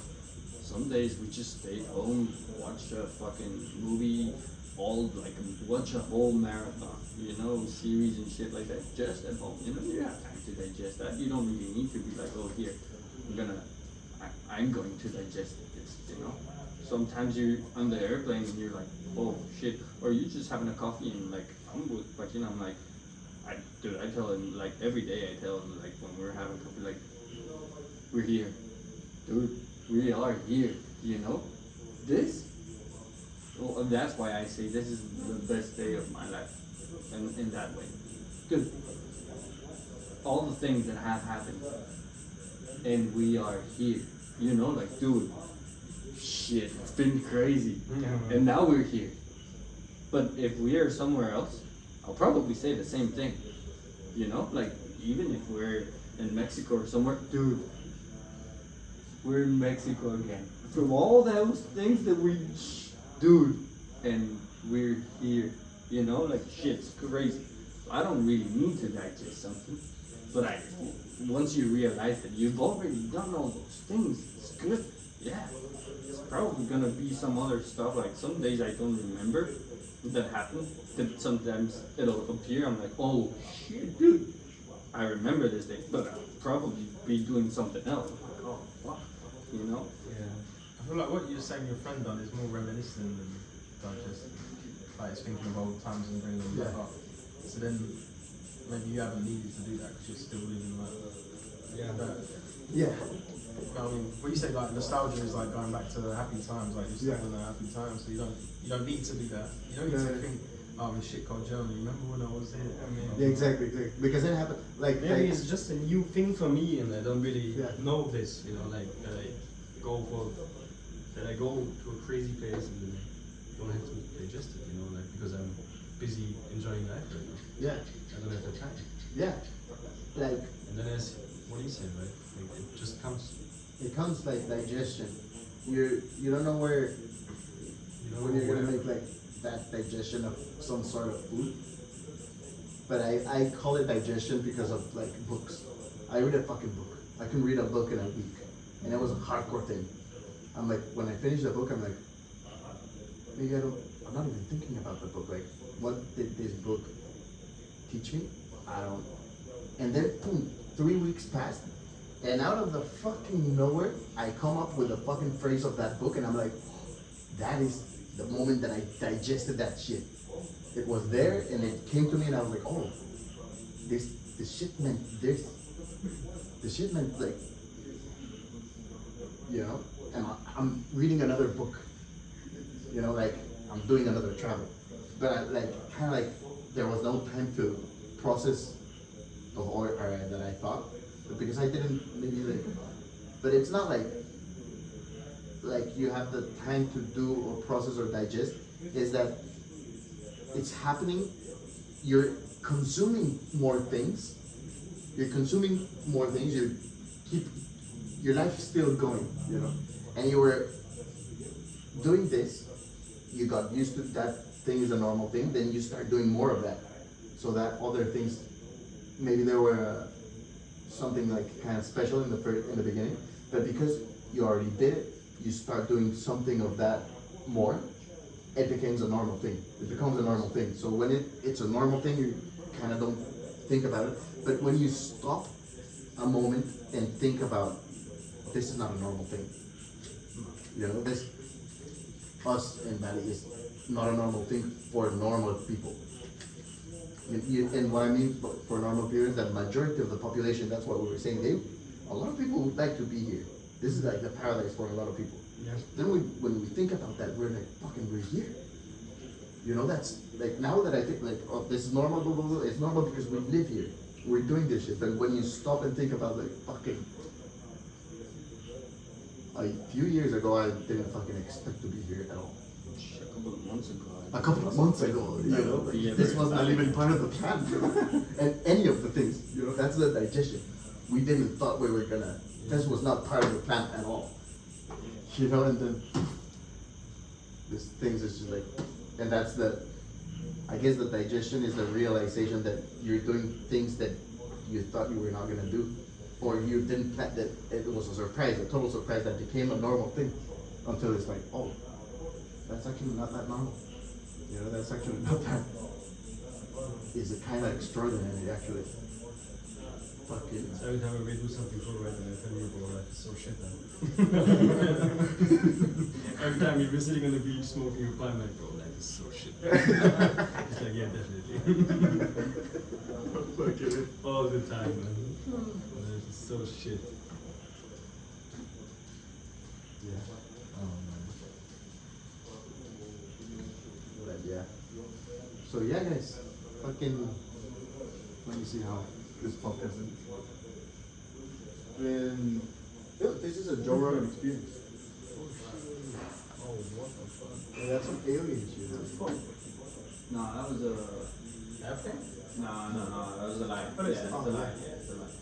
One of the like Soleil or something. No, I've never seen that before. No. Never. And I always look weird. Oh, bro, that's like lightning really high up, right? Nah, because it started there and it's moving back. I've never seen that before. Oh, that's a start, man. What do you mean? You've never seen No, that's it? Mars. Yeah, that's Mars. That's what I said. No, that is actually Mars. No, that is Mars. That one over there. That red one. Yeah. Yeah, that could be my It's Mars. I'll check on the app. Really? Yeah. I always look up here. That's how I know the lights are never normally Oh here. shit. Why are the clouds so white as well? Alright, I'm gonna finish this podcast. Yeah. Thanks for the All our listeners. for the listeners to be from one topic to another. Jordan, Marcel, Tony Boy, Francisco, follow us on Twitter Marcelinus. at marcellus.twitter.com. Yeah. Shout out again to Berlin. Exactly, shout out to Berlin. I miss Berlin so much. You ever been there? No. Okay. But I miss it so much, dude. Fuck. Yeah, me too. I miss the weather, dude, in Berlin. Fuck. Oh yeah. Alright, guys. See you in the next time. Yalla habibi. Yalla. Marcelinus What a is nice the name of podcast, my guys. 2 hours. Yeah, 2 hours. 2 hours. Jack. You order a coffee? Yeah. And Marcelinus is bringing it here. Yeah, that's his name, bro. Marcelinus. So, well, shit you up, man. Oh, I thought you meant him. Nah, the guy Marcelinus is bringing him. Here's on deck. Oh, I thought you just saying on your name. Hello. Hi there. Kindly wait. That's a doozy. Please kindly. Let's stop this. You have that green oil shit. I need some for my shoulder.